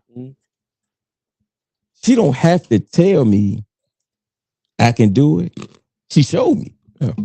And that's what a lot of these young kids are missing. We coddle them so much that we want to keep them out the equation. Show them. Sure. Because now they can see that's what strong looks like. That's what character looks like. Yeah. And if you can be strong in that moment, like I said, it motivates me. I don't have to quit right now. I don't have to stop none of my ambitions right now. Because first thing I did, because like I said, getting a divorce, caring for my mother at the same time. Oh, and got diagnosed with ADHD. All these things happen at the exact. Weed helps with that, by the way. The only reason I think get a doctor gets you that, but I smoke hella weed for that. Because like when I was smoking weed, I didn't know that you didn't know what it was. Okay, but I was going to therapy because I wanted to be proactive about those things. And the doctor was like, "You know too much about this. That's not what's bothering you. What's bothering you is that you got undiagnosed stuff going ADHD. I'm like, went to the test, got combined. But it shut everything down. I need to shut everything down because I need to care for mom, do whatever, and figure it out. You watch somebody like that, like, no, I'm excelling. I'm living. You know what? That's life. I'm doing what I need to be doing, God. And you may have to change the route that you thought that you were going to take, but you don't have to stop doing anything that you feel like you called to do because of any situation. You know why? It's not for me. Amen. Exactly. It's not for me. And once you understand that, it's not for me. It's a freedom. But that's God's marketing plan. Yeah. That's God's marketing plan. She did it. I believe I could do it. Yeah. Somebody see me do it. They believe they can do it. She had a unique way of getting away from a lot of stuff. When we talk, she was like, "Go back to school." I'm like, "Fuck, I'm going back to school for." School means loans. Yeah. You know, it was about a book. Mom was the same way. Go back to school, get your education. I was just like, that's just not my path. You know, my path is my path, and it's okay. What I want is whatever the path is, just y'all be with me. Be with me with it. We are fortunate, ladies and gentlemen, to be in the times that we live in. Me and Don Juan Cordova. Exactly. Yeah, they. We're gonna let them know, hit them up for some of these wisdoms, some of these gems, most of these gems in the growth. I think that's what the thing is. Like people always ask me when I go to this poker party with a bunch of good old boys. I don't play with them no more, but they be like, "What's your podcast about?" And I be like, "I don't know. Just listen, because it's growing. It didn't morphed into something, Because if you watch episode 1 of Taking No Shorts, we turn, but you keep going, and that's how it evolves. I did not say 20 years ago, right? We gonna end up here, right? That would be. We wouldn't have known playing. I think when we was practicing at Calhoun. Oh yeah. Remember the little young boy Tweety used to go around robbing everybody. Yeah. It's like we didn't know we was gonna be here. Y'all lucky in school today. Like to right. Like to take some kids from the far west end and make them go to the projects to the Ward, to Jackson Ward, from Randolph to Jackson Ward. Let me ask you, this is what I think about going to get some yak today. What is this? Some West End shit? Because I'm gonna clip it up. Hold on, let me clip it up. What's the bottom and what's the top? What's the definition line? Because what's the definition line for the West End? And that's not short pump. That's not nowhere in the West End past fucking Willow Lawn. We're not talking about that tonight, you dig? We talk about the Black West End of Richmond, Virginia. What's the bottom and what's the top? One. All right. All my true West Indians, the only thing that exists is the bottom and the top. It don't include the Fan. It don't include Oregon Hill. It don't include Windsor Farm. Mm-hmm. Now, it's boxed in that. Now, where the bottom start? Everything starts at the park. If you on the one side of the park, you down bottom. Other side of the park, a Bird Park. It's up top. Yeah, Bird Park is the Bird Park between Robinson and the Boulevard. And the Boulevard is like the border. It's the border. It's the custom. It's like if ICE came through and was like, "Nigga, you from the bottom. You need to get your ass back to the top." Right. Now, the actual bottom, if you want to be technical, is all the way down by the river. If you take Meadow Street all the way down, all the way back down, back up in the cut. For purposes of the West End, we always say the bottom is everybody on this side of Bird Park, and its top was everything on the other side. Boulevard. All right. So Robinson and the Boulevard, because we cutting off at Main Street, because you go further than that. Anything over Main Street. So I agree with you. I agree with you. So here's my definition of the top and the bottom of the West End. From Harrison, or really from Clark Springs, wherever the Hollywood Cemetery, with the Wallace. So from Wallace to, I want to say Meta. Damn, I'm country and shit saying Meta Street. That's the bottom to me. Because we grew up on Shields, on Main, and Shields. So we was so in between, and it was so upset. Because y'all right like on the line. Yeah, right on the line. So it's like we ain't know. So if you take Main Street back over, that's where I met Mark from. Mark and Greg and those. So it's that's always anything from. Definitely anything from like Robinson on up is the top. Yeah. Once you go on the other side, top. But back in the day, the life was different. Like, I know our unks and stuff would say something different than what we would say. Yeah. Now. So like, it's crazy because it was almost an L shape. So y'all lived on Shields. It probably was more like the bottom. Yeah. At least back in the day. Now, if you go over there now, they'd be like, "Oh, that was definitely up top." Nah, it was different back in the day. I looked up 10 South Shields. They demolished it. It's probably some apartments or either a pub right there. It's 3 or 4 story type of townhouse The price on that joint was so crazy. I wanted to do something. And when they demolished it, I got out. I remember going to the Herberts, or going through the West End, because I drive through the old neighborhood every once in a while, and I saw it was being demolished. I got out my car, took a picture, and gave a big FU because of just the circumstance of how I grew up in a rat infested, roach infested tenement house, and y'all sold it for about $500,000. Yeah. Yeah, I mean, but it's bigger. It's the system that we was talking about earlier. That's the system. Yeah, gentrification is some nasty work, Some man. nasty Like, work. you won't give somebody a loan to fix their house at 30,000, but you sell it to somebody with a different complexion for 600. It's like it's oh boy, we could go. This is a whole nother episode. Yeah. How do you feel real quick? How do you feel about Richmond Southside? Because that's where they were gonna build it, turning down the casino.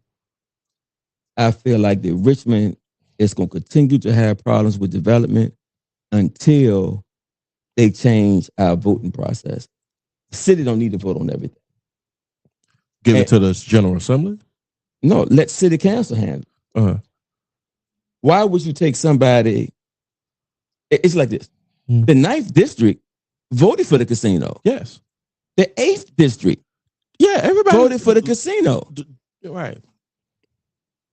Why do the other precincts matter? Yeah. You understand what I'm saying? So it's like we keep taking things to public forum and inviting people to have input that don't understand finance. Don't like when we didn't do the Coliseum. You don't need to put that money in the schools. What money? They were putting up a bond for a developer to do it. And we could be here all day. They finna put a whole Coliseum down the street. The same Coliseum that we were supposed to get. And when they do that, I'm out. Because they're gonna buy me out. It's like short pump. But this is the thing. Shout out to Tyrone from the West End. Exactly. I went to meetings with him because we got some land over Rhino. Right. There's a big development going. And Rhino, they want to keep it good old boy. They ain't want the development. They capped out at the 100 speakers for the night. Out the 100 speakers, 95 were against it. Out of the 5, one of them was the developer's lawyer. So you got 4 people that were like on the fence or voting for it. Hold on. Henrico did it. Henrico did it. Because Henrico does not take things to the public. The public has a right to be heard, but they don't have to vote to say yes or no whether it's done. And if Richmond doesn't change that, we never gonna get development because now you got too many opinions about something. A casino in Southside don't affect what's going on in Scott's Addition. Because it's funny to me, y'all still talk about getting one in Scott's Addition. Meanwhile, Petersburg got it. And about to change the whole change the whole fuck. And watch what I tell you. Mark my word. What is this? 2026? In the next 4 years, watch all that build up. Yeah, and I'll be the first one. If you got a studio space there, please sign me. Yeah, holler at your boy. But what we don't understand is the bigger picture looking forward, right? The growth of Richmond was pushing affordable housing to Hopewell and Petersburg. Yeah, it was. If Petersburg blows up, which it is now, so where's affordable housing will be at? Richmond. Where? There is no more space in Richmond. Yeah, my son say, Dad, I gotta buy a house real quick. I say, not at these prices and not at these rates. You want to wait till the market fall and then you could get in just like they do, like the Sharks do. Because right now you paying rent for a house. And when I told her how much my house was for, he said, "You ain't my daddy." This is the thing. It's a game, man. It's so and rigged. I don't know if it's ever going to change or change within our lifetime because how do we make that change? How do we get that? We can't because we're gonna let BlackRock buy up all the houses. So that's how they keep control. Yeah. So that's what's different than the market crashing before. Yeah, you done put in that time, sir. Most definitely. Like I said, you've been in those rooms. I can tell you that. I work for a bank, and you've been in those rooms. Most definitely, because like I said, it's the overprotective nature. I see what's going to our people. Like, we don't talk about it. There is no such thing as a black vote. No, because honestly, when I in the civic association where I'm living at, as a brother,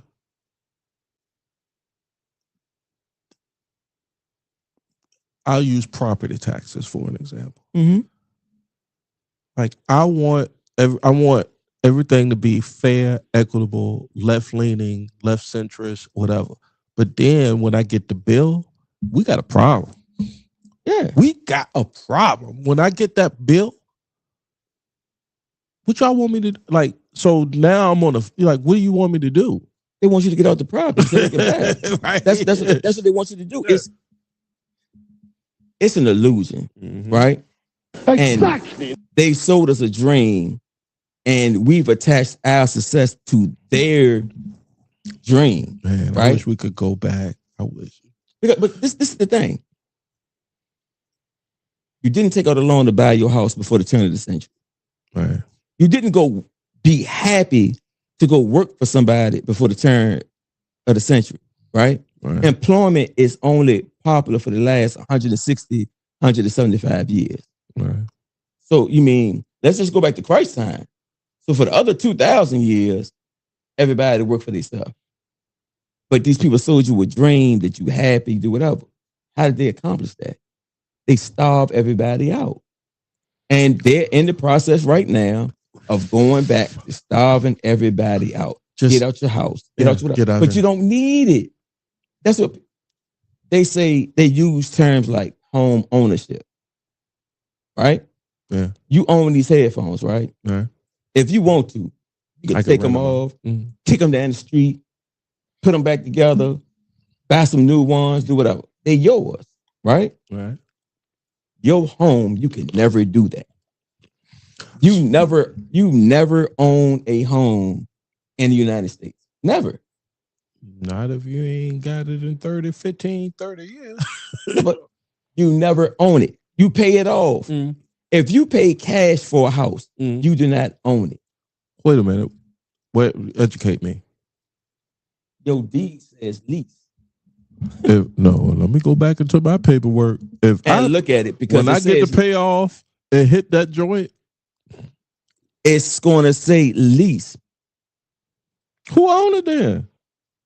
The government. Hell no. Okay, you don't believe me? No, I believe you, but I'm saying hell no. That's a bullshit. Okay. A bullshit? Don't pay your taxes. Oh, I know they're coming for it. If I don't pay my taxes.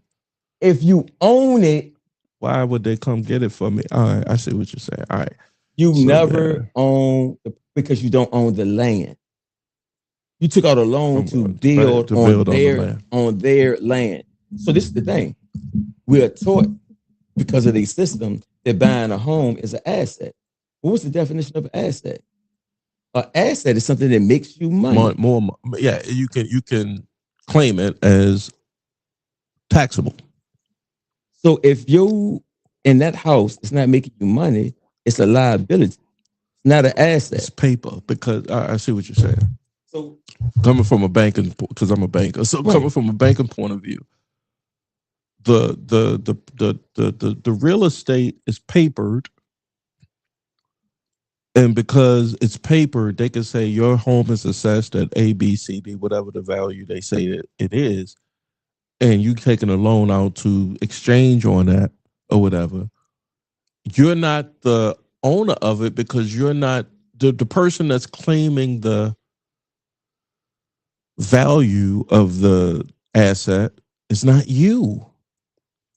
Yeah, it's not me saying, all right, I can say I want to sell my house for X amount of dollars, but I end up paying taxes for whatever they say. And then you got to go try to buy another house with that money you made. Right. Yeah, so you never own it. That makes a wealthy people, they do two things. Either they lease, because I can have what I want and what I need to suit what I want, and I don't have to go create it, and I can leave whenever I want to leave. I'm not attached to it. Or they buy with equity. So when we see the big house, we think the big house is a sign of success. No, that's the equity.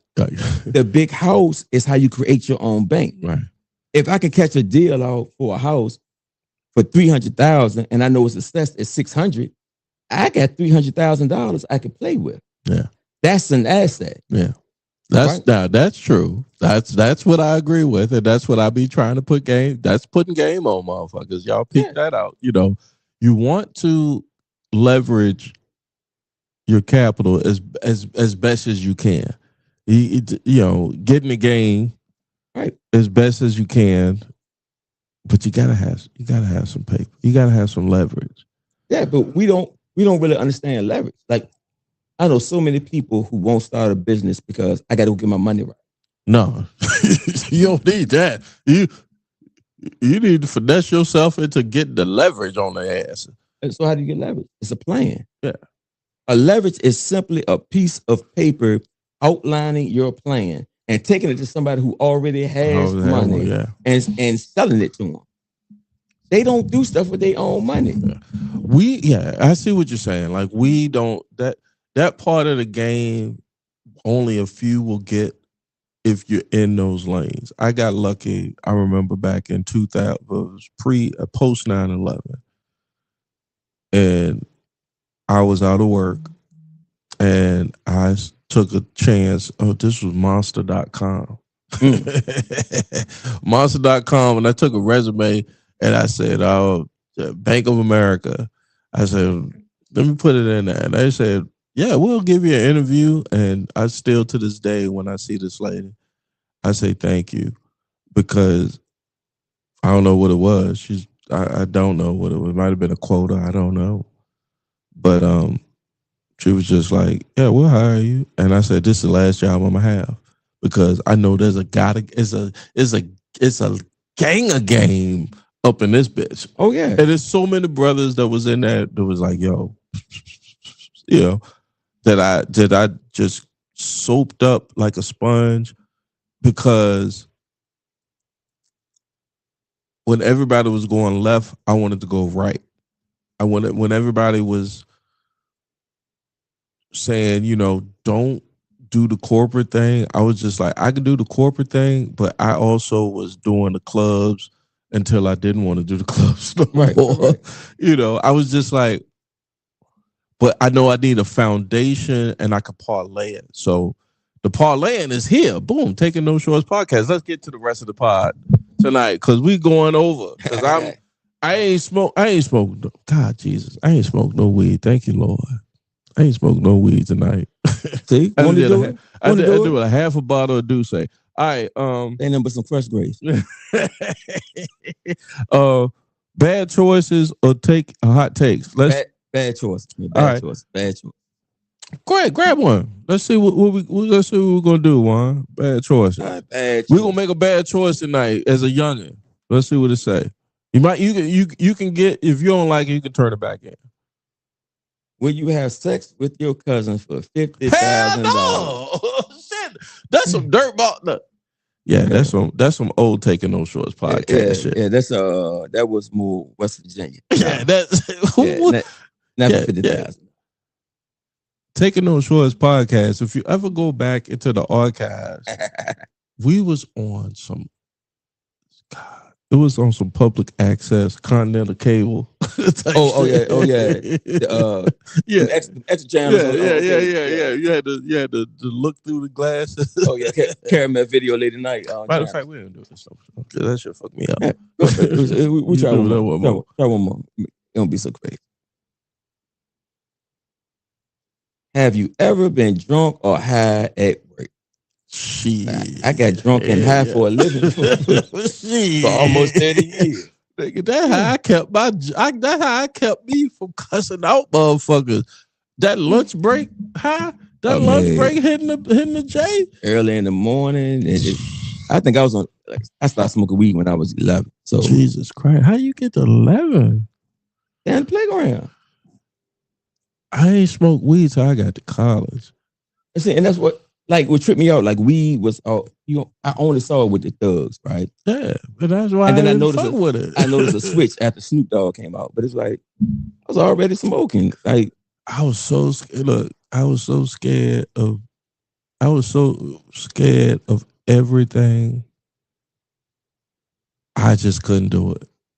I was just so my uncle Mark and so much West End shit happening. yeah, I was so scared to do. I was just like, nah. And then my mom was so protective. If it wasn't for the boys' club up on Robinson, Randolph, because my mom worked at the clinic. she was on Southside, right? She was at Bainbridge, and I got mad stories about a lot of kids y'all to live today because of my mama. Oh yeah, because she kept y'all from getting aborted. oh yeah, yeah. But before Randolph, she worked at Randolph. Oh, okay. Before Bainbridge, she worked at Randolph, and that's how I got into basketball because she'd take me to work. Randolph had a rec squad, and I didn't know how to play basketball. I think I was like 6 or 7, and I went up to shoot a shot and looked like Jamal Wilkes shooting that bitch. That wound it up. Fucker, shout out to Earl Riley. Exactly. Earl Riley was what was the lady that worked down at Randolph at the rec place? She was like the director. I forgot her name. She was some Candy Fred and I think. I don't know her name, but you know what I'm talking about. And she had like an older person. Yeah. She was instrumental as she was just like, going upstairs, and because my mom would go to work, leave me in Randolph, and then I would stroll down to the back of the building to where all the rec folks, the Richmond Recreation and Parks was doing, or whatever they was doing with school let out. And she was like, just going upstairs and, play with them. And then I got into basketball. Buddy say, nigga, get your ass off the goddamn court. You don't know how to shoot. You gonna fuck up my squad. But Earl put me on the Pee Wee squad. Why? And that's how I learned to play basketball. Me and Greg and Mark put up a rim. Bicycle rim up on the pole, up on the shit. We put that shit on the back of a goddamn wall of the house, my grandma's house, with some nails, and nailed that shit together. And ain't had no hoop. I mean, ain't had no net. Hey, we didn't need that. This is part of what I was saying earlier that we took away from kids. Yeah, man. Like, it was innovative. If you wanted something, you made it happen. Me and Tim Brown would play basketball Exactly. in the alley on the street sign. It was the no parking in the alley sign up on the pole. You had to hit that. So imagine the fights you have. Like, somebody tell me what Tim Brown is, man. He back in Richmond. Yeah. He back in Richmond. I need to holler at him. Yeah, I talked to him. I got a funny story. I told the fellas one time a funny story when they came through about Justin. Justin came through one time. We was hanging out. I ain't even Joe Justin was there, but Justin, I ain't gonna share that story. Yeah. That's for the Patreon, but shout out to Justin. Oh yeah. Like I said, we was raised right across the street. Appomattox? Mm-hmm. So my grandma's house is right there on Appomattox, and Tim and Justin lived right there on Georgia. Grandma lived on Meta, right at Appomattox, 2 doors down from the school. That's how I knew Tim and them, is because that alley from Meta, whatever that next street was over, I think it was Appomattox. Appomattox was a side street, but Meta, Appomattox, but that alley, them niggas was out there balling. That was us. That was y'all. That's probably where I probably spent you at too. I'll tell you, y'all cousin Tracy. That was Tracy. That was me and Tracy grandma's house right there. Yeah, right there, right in the alley. From out that house, you walk straight. Small ass rich. When you come across the alley, niggas. you be right there. 95,000 niggas. And my granddad's house. It's crazy Because my mom's house is directly across the street now. Old lady Miss Smith. Miss Smith? Yeah. On Meta? Right off of Meadow. Right across the street right there. Small world. Yeah, we bought that house when my grandma got sick, so my mom could help take care of my grandma. Now I'm back over there helping take care of her. What was the last one? The last one was would you no, that was the first crazy one. That's what you ever been drunk or high at work. Shit, yeah. Yeah. Some days I don't even remember. Yeah, man. Cause look, to keep me from going off on y'all people that think that y'all the boss and y'all really not. Yeah. Well, I was in the club business, so it was hey. You want to come party with the party star? The party star, they gotta have fun too. Sometimes the clubs, look, this is why I stayed out the clubs. The clubs back when we came up, Club Z, the Slip. These is the early 90s. I don't know when you got in the club business, but early 2000s. Yeah. This was before that. Yeah. I couldn't do it. I was like, I'm gonna catch AIDS or something, like old dirty. But fighting, drinking, and having sex. That was life. I don't even want to do these shits though. I don't even want to do these shits. Yeah, because I had better questions for you tonight. I think I got the questions that I wanted to. I got in what I wanted to, but I know there's a lot more out there that I would love to have you come back for. Oh, most definitely, definitely. Yeah, we need to get into the Shako Bottom situations. Yeah, you know. I can tell you about my Shako Bottom situation. Yeah, well, you know, for the last year and a half, 2 years, I've been the liaison between nightlife and the police department down there. So that's a shout out to Cruz, man. I know Cruz. Oh yeah, I know Cruz. But Cruz, I met Cruz at our last club at Aqua. He was real good friends with one of our partners, the family, Brian. They were real good friends. Met Cruz. Cruz been solid. Yeah, solid. Ever since I found out, he know y'all found. Like I said, our family has been intertwined. Yeah, forever. Yeah, so that'll be a good show. Jesus and the clubs. I did not know that Cruz was a pastor. Yeah, no. Bro, when he gave my mom homegoing service, eulogy. I said, Cruz. That's Cruz. Look, it was something. It was something I was doing, and I was working with the police department, and the chaplains came out, and Cruz was with them. Yeah. He in these streets, man. Look, you always need. It's like, what's the guy that did? Not to compare, but that did the brother that the young boy. Oh man, I'm messing up his name. But Cruz is one of them cats that if you get into a bind on some street shit, man, Cruz is the slash. Yeah. You might want to need him in your corner. Yeah, Cruz is slash. Cruz might pray for you, fight with you, tell you a joke, say you something, get you on the radio. Like Cruz do everything. I told he gave me some good advice one time. I said, man, why my Uncle Renee, Trace's mom, had her homegoing service, and we was at the repast, and we sitting at the table, and I'm just like, yo, man, why every time when the preachers get to preaching and that music get to stirring and my spirit get to jumping, man, I just be getting so emotional. He said, that's your spirit, Jay. You just be fighting it. You need to let that joint go, and I took that to heart, and I've been letting that joint go, and I'm not good at explaining what it is. You can't.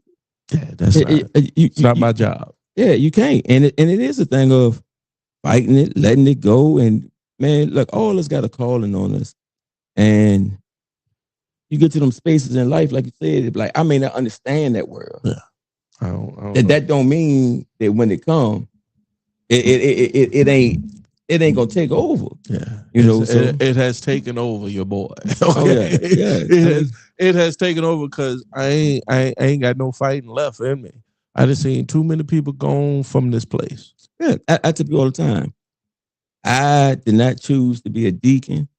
I don't choose a lot of the things I do spiritually.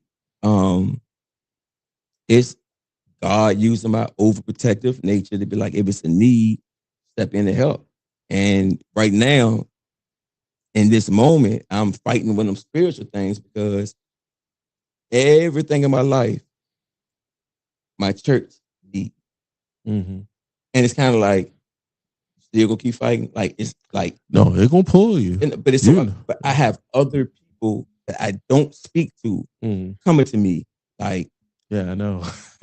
you know what it is. You know you was put here. Yeah, you know what it for is. a purpose. It's all coming together. It's just let it be divine, brother. Yeah, let it be divine. It's scary because I'm still me. I'm still Don Juan Cordova. I'm still me. I still got my vices, but it don't stop me from moving. I in brought that you world. up, cousin. You coming next. Pause. You coming. You coming on the podcast right behind Juan to come in here and talk this shit with your boy, with your cousin. That's Trees. My cousin Trees. Oh, what say up, what's up, y'all.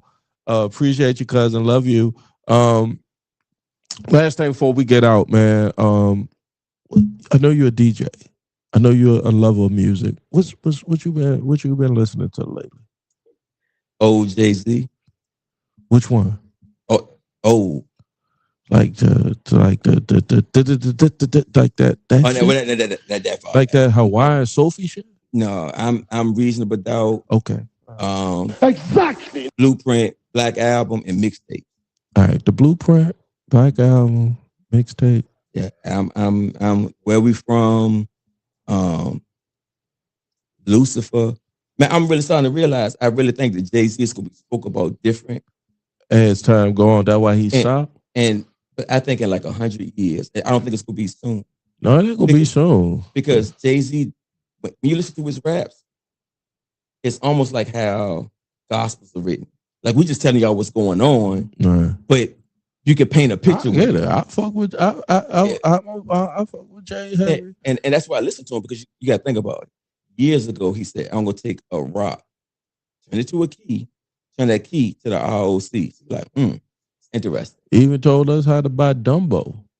Get into the real estate game. And how many people, rappers, don't feel comfortable in their own masculinity to do what he did with 444? Yeah, that yeah. That's what I'm saying. 444 was nice. LL still licking his lips. Like, dude, you can't have no moisture left on your face. Is he still doing that? Yes. No, come on. Because he's still stuck making those same albums. It's not that the album's not good, but Jay took you from a street nigga to a street nigga with some money to a married nigga with some shit. To a married nigga with some problems. But to talk to you about it. So when you're looking at it, who you think is in this corner telling him to do that?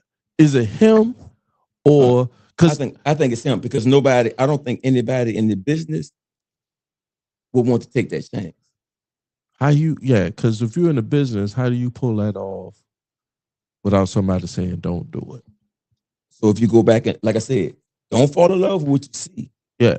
How did he do that? How you do it? Yeah, I know. I seen the excuse me. I done seen a tad bit of the entertainment game, and I know how it worked. Well, I have an idea of how it worked. That's why I was like, yeah, I'm out. I'm done. So when you look at it, it's like Jay always created something for us. Yeah. And that's the business part that we don't see. So we're looking at, how can he make an album about 444? Because he ain't had to actually. He did it, put it on title. He put it on shit. It's on mine. Like and do not. I'll say this: don't take the marriage to Beyonce as people look at that and run with that, but I look at Jay-Z outside of that, honestly. Right, but kind of have to put it all together to put where he's at right now, because it's like that's like Ye married, like Jay married. Them two getting married still want the same thing. Jay and Beyonce were two people who dominated their particular space to come together, and both of them share this ain't all. Everybody running around talking about some relationship goals. Bro, this work. Well, they was working. But they put that in their music, and I think that's good for the culture because think about it. I know when I was riding up and down the street, I was bumping that old, looking up and down the block. Where the fuck is the money at? You know what I'm saying? Jay always knew how to talk to you to be like, where you think the music at now? Because the music, I have a hard time listening. Yeah, the music. I listen. I'm listening to more and more. I'm telling you. I mean, I'm not in the music business, but there's so much music that is in the past that's great than what's out now. I hate to sound like that because I want it. I want it to be. I want it to be great. It's not developed, and I think that's the problem. So you got to think about it. Like back in the day, you could sign. You gonna have the right for people. I like the Doechii chick, but they say she a plant. I don't I've heard that, but it's like they music they be hot today, and then you don't hear it. Yeah, and it's the proof in the pudding. Biggie has been dead for 30 years.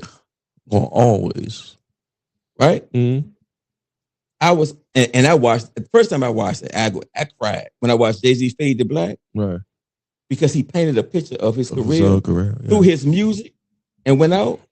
But the scene where he shouted out Big and Pop, that Pop is popular. Don't get me wrong; they sung Pop, but you see how everybody sung, Biggie, and Biggie had been dead for how long at that point? And you still can go. You can go to a club right now and pop that shit in, and people are gonna sing it word for word. 30 years later, somebody was hot last year. 45 on my lunch. I went to lunch. Me and my puppy went to lunch today to Taco Bell. Shout out to Taco Bell. If you want to be a sponsor, hit me up at jgreenradio@gmail.com. But and Shade 45, 12 o'clock mix, all Biggie. 2026. Was it 2020? Are we in 2026 now? Biggie died in 94. 2026, 12 o'clock lunch run, all Biggie. The mix was crazy. Because they did the whole Isaac Hayes. It wasn't even Shade. It was LL's joint where they did the whole mix with the Isaac Hayes, Who Shot You sample, and then you a DJ. Back. Oh yeah, look back. That's how I fell in love with the Art of Noise. Oh my god, I've never been. It's no shade to it, but it's not the same as it was. It's still great, great event. So if you haven't been, check it out. But when it first started, it was small and still authentic, and they would do like the whole night, ain't nothing new. They playing all samples and bringing in the song. Bringing the back song. And you sit there and be like, what is this? This is and get this little small. Oh my god, small piece. I was just talking about. You got to be a lover of music to. Kanye did that with a gospel song. God Is. Yeah. So I'm thinking this. Like I heard people singing it. And I'm like, that's catchy little joint. What's the joint? Cause what's the joint with the blue album cover? He did a gospel album. And he did a whole album with the what they call Sunday service. And it was, to me, God Is might be the one. Yeah. On there. Out of all of the albums he did since 2013, that was the best one. So that's 2013 to 20 whatever. Yo, that was the best one. I don't know why he fell off. I understand shit happens to his life and everything. I don't know why. So, I'm getting your takes because it's taking no short. So I get your takes on everything. The Clips last album, how you like that? It was. Why you pausing, nigga? What? Wait a minute. A bullshit. Come on. A bullshit.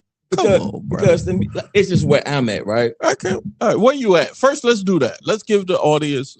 Let's. Where you at? Where I'm at is like, I need to see evolution. If I don't see no evolution, They won't do it in drunk time. I just rather listen to old stuff. Uh-huh. If it's not a whole lot of evolution. They tried to bring some evolution. It's a solid album. Mm. It's not nothing I would keep on repeat. What about the Pharrell Ghost album, Virginia? You heard that? I heard a couple of tracks from off there, and it's kind of the same. The yacht rock joint. Yacht rock joint. It's some songs I rock with, but I just don't think that they're gonna stick because they too catchy. They too like I'm trying to blend what they doing now. And bring it to life. And it's just like, what would you like to see the music game go? Especially because Virginia, people sleep on Virginia, but I don't even want to say people. People don't sleep on Virginia, but Virginia has a lot of talent, i.e. Juan is here, goddamn, the Clips is here, goddamn, Skills is here, everybody's here, goddamn it. But like, what would you like to see the music game go? Be authentic, because authentic will stick. Okay. No Drake, because I used to like Drake until Kendrick came. And my thing with Drake was the same thing. As a DJ, I will play his music because I know it's gonna get a certain effect in the club. But you probably would never catch me driving in the street bumping Drake. No, I'm not driving in the street pumping Drake, but pop me. I never saw Drake as a rap artist. I always put Drake as he was. That's what he was. He was a pop artist. Like he was like a top 4, like put him on Q94 type motherfucker. Right. So to me, it's like when he tried to talk rhyming to people. That's like, what threw everybody off. Okay, I get it. It's like don't do that, bro. Yeah, like the real niggas know. Yeah, but that's what the industry is, because you get these people around you. Yeah, that tell you, and you start thinking, but they are around you. You know, I'm pretty sure Drake's clique is. Now people think because they're from Canada, but yeah, he ain't from the best part of Canada, so they thorough. I'm not gonna knock them. It's just that when it comes I can tell you a Toronto nigga ain't a Richmond West End nigga. I can tell you. No. No. It's impossible. Toronto. I ain't never been to Toronto, so I'm gonna let him say that. It's the hood is the hood. You know what I mean? And it's just rules to the hood that we all got to. It don't matter where you at. The rules don't really. I should know that because I've lived in enough places in the country that know, like, if you a gangster nigga, you a hood nigga. But I just gotta represent. Oh yeah, like where you from? The 8 block square radius. Yeah, like I say, to me, it's more of a class thing wherever you go. Like that's just like when I put one on the guy that I had do. Shout out to 804E, not the guy. 804E Southside guy, right? Mm-hmm. So me from the Randolph West End, when we linked up, he was like, yeah, because I was like, before I give you some of my bread, I need to know about you. Let's smoke, let's drink, let's go fuck some hoes together. Let's see what it is. And he was like, I don't do that shit. I didn't did all that shit before. I'm like, where you from? Give me some names. Who you is? Who you represent? Where? And he was like, I don't need to give you all that. And then he was like, I'm from the South Side. I said, that's enough. Yeah. And see, so like Richmond, even in our hoods, you got little different things. The rules still the same, but it's like Southside, when we was growing up, they just want you to know they'll kill you. They will kill you in a minute. They won't vote. Nothing. But we from the West End, we got the Fan and Carey Street thrown in our face, and we want to get money. Highland Park, a lot of the same way. Churchill was more Southside because it was just so cruddy around there growing up. It was just like, I just need you to know I'll kill you or rob you. That's why I like about over there. I used to always ask the street niggas, like, hey, I want to kill somebody. Why you want to kill somebody? I don't want to kill nobody. It's crazy. And like I said, growing up and seeing what's going on now, it bothers me because it's like, I think then we have a perception that Richmond is bad. No, it's no. We kill 150 to 200 people a year with a way smaller population. Yeah, y'all got it twisted. It was crazy. What is it, 30 years ago? Yeah, 40 years? yeah, 30, 35 years ago, right? I left. When I left in 94, I got calls in Brooklyn. And they was like, yo, so-and-so. I remember Bruce got killed. I went to school with Bruce. Before I left, people got killed. Yeah. But when people, it's like, why y'all?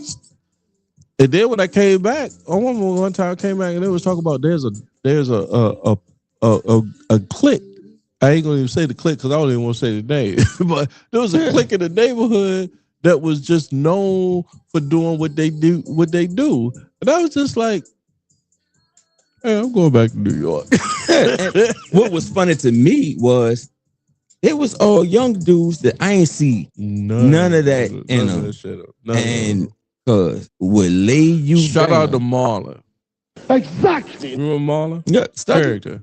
Okay. Oh yeah. Definitely no Marlon. Marlon Daddy was the only man that ran our village. I said, I said he got killed. Yeah. That one. That's one of the early ones that got to me because it was all village boys. And I mean, so that was one of the first ones that bothered me. Then, like I said, the politics, the trauma of that shit. Yeah. I mean, it didn't trauma me, but I remember when Randolph Village was being built when it was just hay out that motherfucker. Yeah, it was hay in open field, and we would walk from where I was on Shields to go to Clark Springs to football practice. So this is early 80s. We would walk. It was a field on Lakeview and Wallace. Just a field. Empty field, grass, hay. They built a new development, blah, blah, blah. They go rip down the old tenements and put up new tenements. Mm-hmm. That's what we moved like that. It had to be like the early to mid. It had to be like the early 80s. It was early 80s, right? Because I still was in elementary school. I was like in the 3rd or 4th grade. But we was like the first people that moved up in there. Yeah, like everybody that I grew up with around there, we was the first people to live in them apartments. Here's the fucked up part about it. Richmond thought that was a renewal. Well, and it's the thing. To us, it probably felt like it, but no, it was not a renewal. You go back and check your lease. Everybody lease around this Section 8 housing project. Yeah, you will pay the government. But understand, that was when projects started to shift. Yeah. So it won't the Jackson Ward, Center Block, Walls, or whatever. It was a nice townhouse. It was the first time you went over a chick house that had center blocks in it. Yeah, that's why I started carrying a gun. Face. Yeah, I saw your face. What did you say? You say, Jay brought that shit up on that. That's it. Yeah, that's one. I remember the first time I went over. The nigga said the nigga RPD. I went over chick house over Jackson Ward for the first time. It was just we met at some club. She gave me her address. She said Saint something. You know, but I knew what Saint was, but that ass was so fat. They had to chase. I had to go. And this is the back half of Taking Those Shorts. Make sure you like, share, and subscribe anywhere where you find your favorite podcast. Or every Friday around this time, you can catch the live stream here at Taking Those Shorts Pod, Facebook, YouTube, and Twitch. You dig? Holy Jesus. So I'm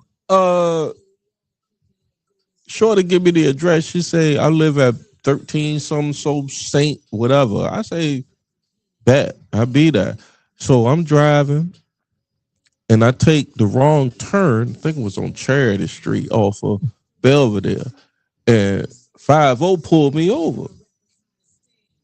For what? I do not know. I definitely wasn't doing anything. Say your life. Yeah.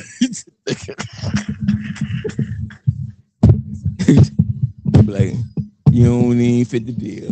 Man. Go ahead. Go ahead. But we was a white boy too. You know. Man, girls it'd be crazy because like back in the day, you knew the joint was gonna be good. So you just like, man. I say, What could I? What are you pulling me over for, officer? License registration? Yeah. What are you here for? I'm going to visit a friend. You don't look like you're supposed to be over here. That's exactly what he said. He said, "Go home, son. You don't look like you're supposed to be over here." I said, "But sir, she got that." Bro, man, I got so many tales from one day in the club. Where? Go give me that. Give me one story before we wrap. One day we in the club and the girl talking about something. Her parents bought her a condo in Churchill. Nice, nice. Bad. I'm like, she like, you can catch a cab, blah, blah, blah.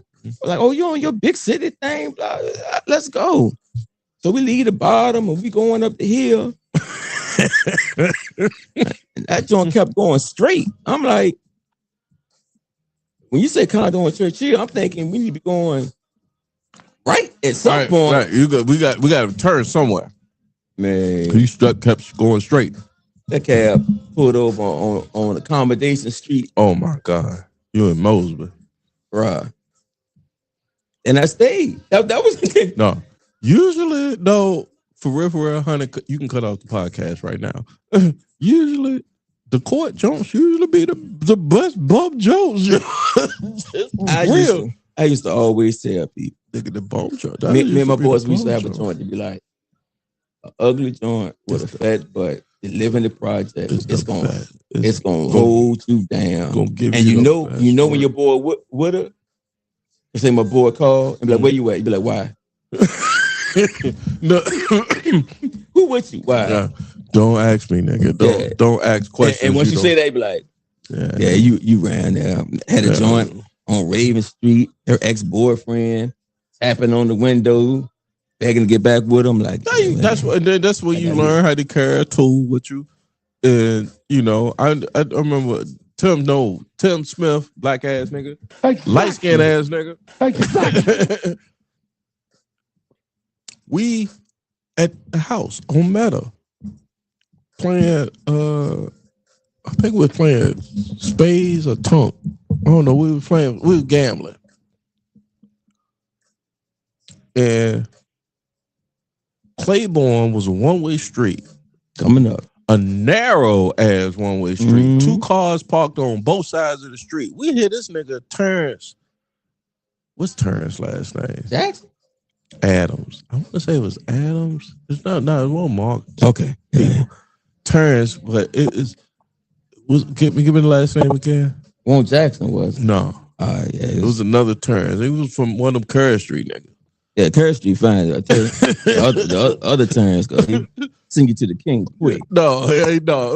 But this nigga coming up Claiborne screeching tires. And we in there just sitting there chilling, playing. I'm home for spring break or whatever. And we hear him catching everybody's car, side swiping everybody's car coming up the street. It's like, what the fuck? So I peek out the side door. I say, hey, yo, Tim, he hit your shit. Tim look out the joint and the nigga pulled out the glisteningness fucking street sweeper. I don't know what it's called. A calico. I don't know what the shit looked crazy. I said, get down. Oh shit. Get down, niggas. And that niggas, he ain't spray it. He just wanted everybody to see it. That's how I knew. Looking back now, he wasn't. Oh yeah, he just showboating. He was just showboating. But back then, I was just like, get down. Because my mom, my sisters, and everybody that's in the house, you doing, nigga? And he was like, yo, I don't know what that's all about, man. Tim fucking his bitch. That'll do it. That'll do it.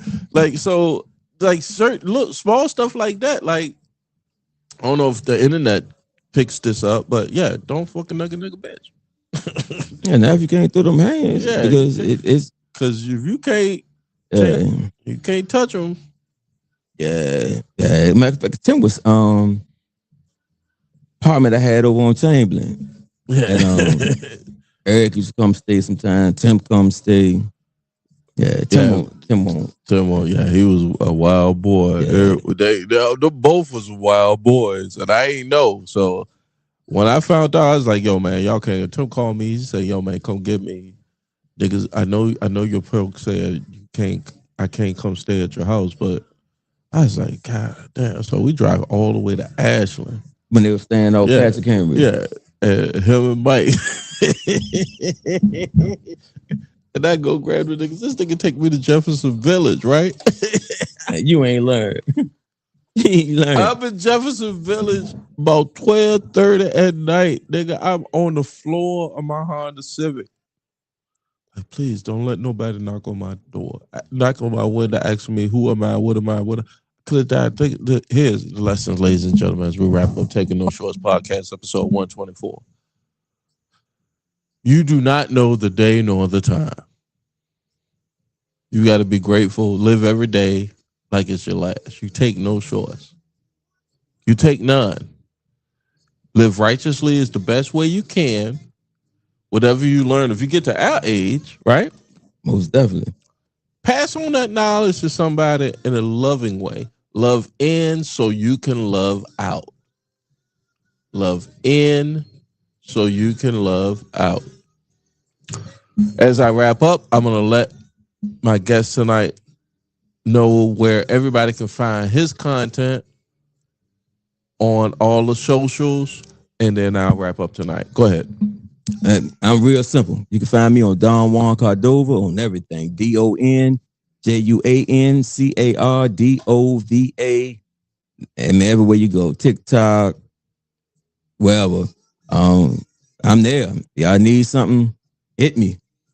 Don't ask me for no money, but if you need some help with trying to get things straight, or even trying to get your money straight, amen. Hit me. Amen. We can find those resources for you. He gave me. I don't know how y'all folks took it, but that phone call, you was just like, yo, Jay, you simplified it. Yeah. That's what it was. You simplified, because I was so complicated with it. Like, I need to do this, I need to do that. I wanted to be big time. It was like, because I was just like, yo, I'm sitting on a lot of bread and I want to make it a big impact. Right. He was just like, yo, just simplify. And then here I am. That was 2022 or 2023. So here's 3-4 years later, I simplified it and I feel more comfortable. I say comfortable because my wife hates that. She said you sound like a slave when you say that. But I feel more comfortable today because of that than I did then. So thank you, brother. Appreciate it, man. All right. So as Marvin Gaye is singing, taking it through the grapevine, or singing through the grapevine, I am your host, Jay Grizzly Green, host of Taking No Shorts podcast. This is episode 124. Make sure you like, share, and subscribe. Anywhere where you find your favorite podcast, but every Friday around this time, you can catch this video, this stream, this content at Facebook, YouTube, and Twitch. I'll wrap it up with my take for the night as we go out. Hey, guys.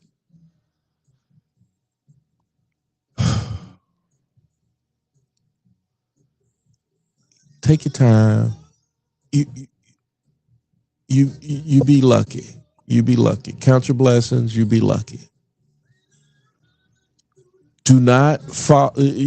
I know if you cut on your feed or your television or whatever device you get it's going to give you that angst to make you feel like shit is going 1,000 and a buck.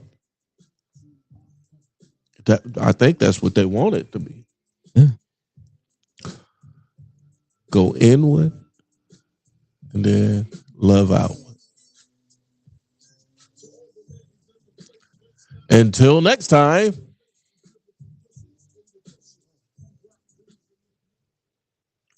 Bye-bye.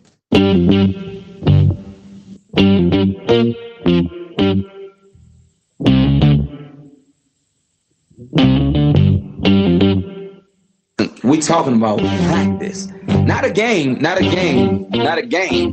We talking about practice. Now I gotta talk, we all gotta be quiet. You're talking to the Rolex wearing, diamond ring wearing, gift stealing, wheeling dealing, living ain't right. I'm a man. I'm 40. And now your host, Taking No Shorts podcast, Jay Grizzy.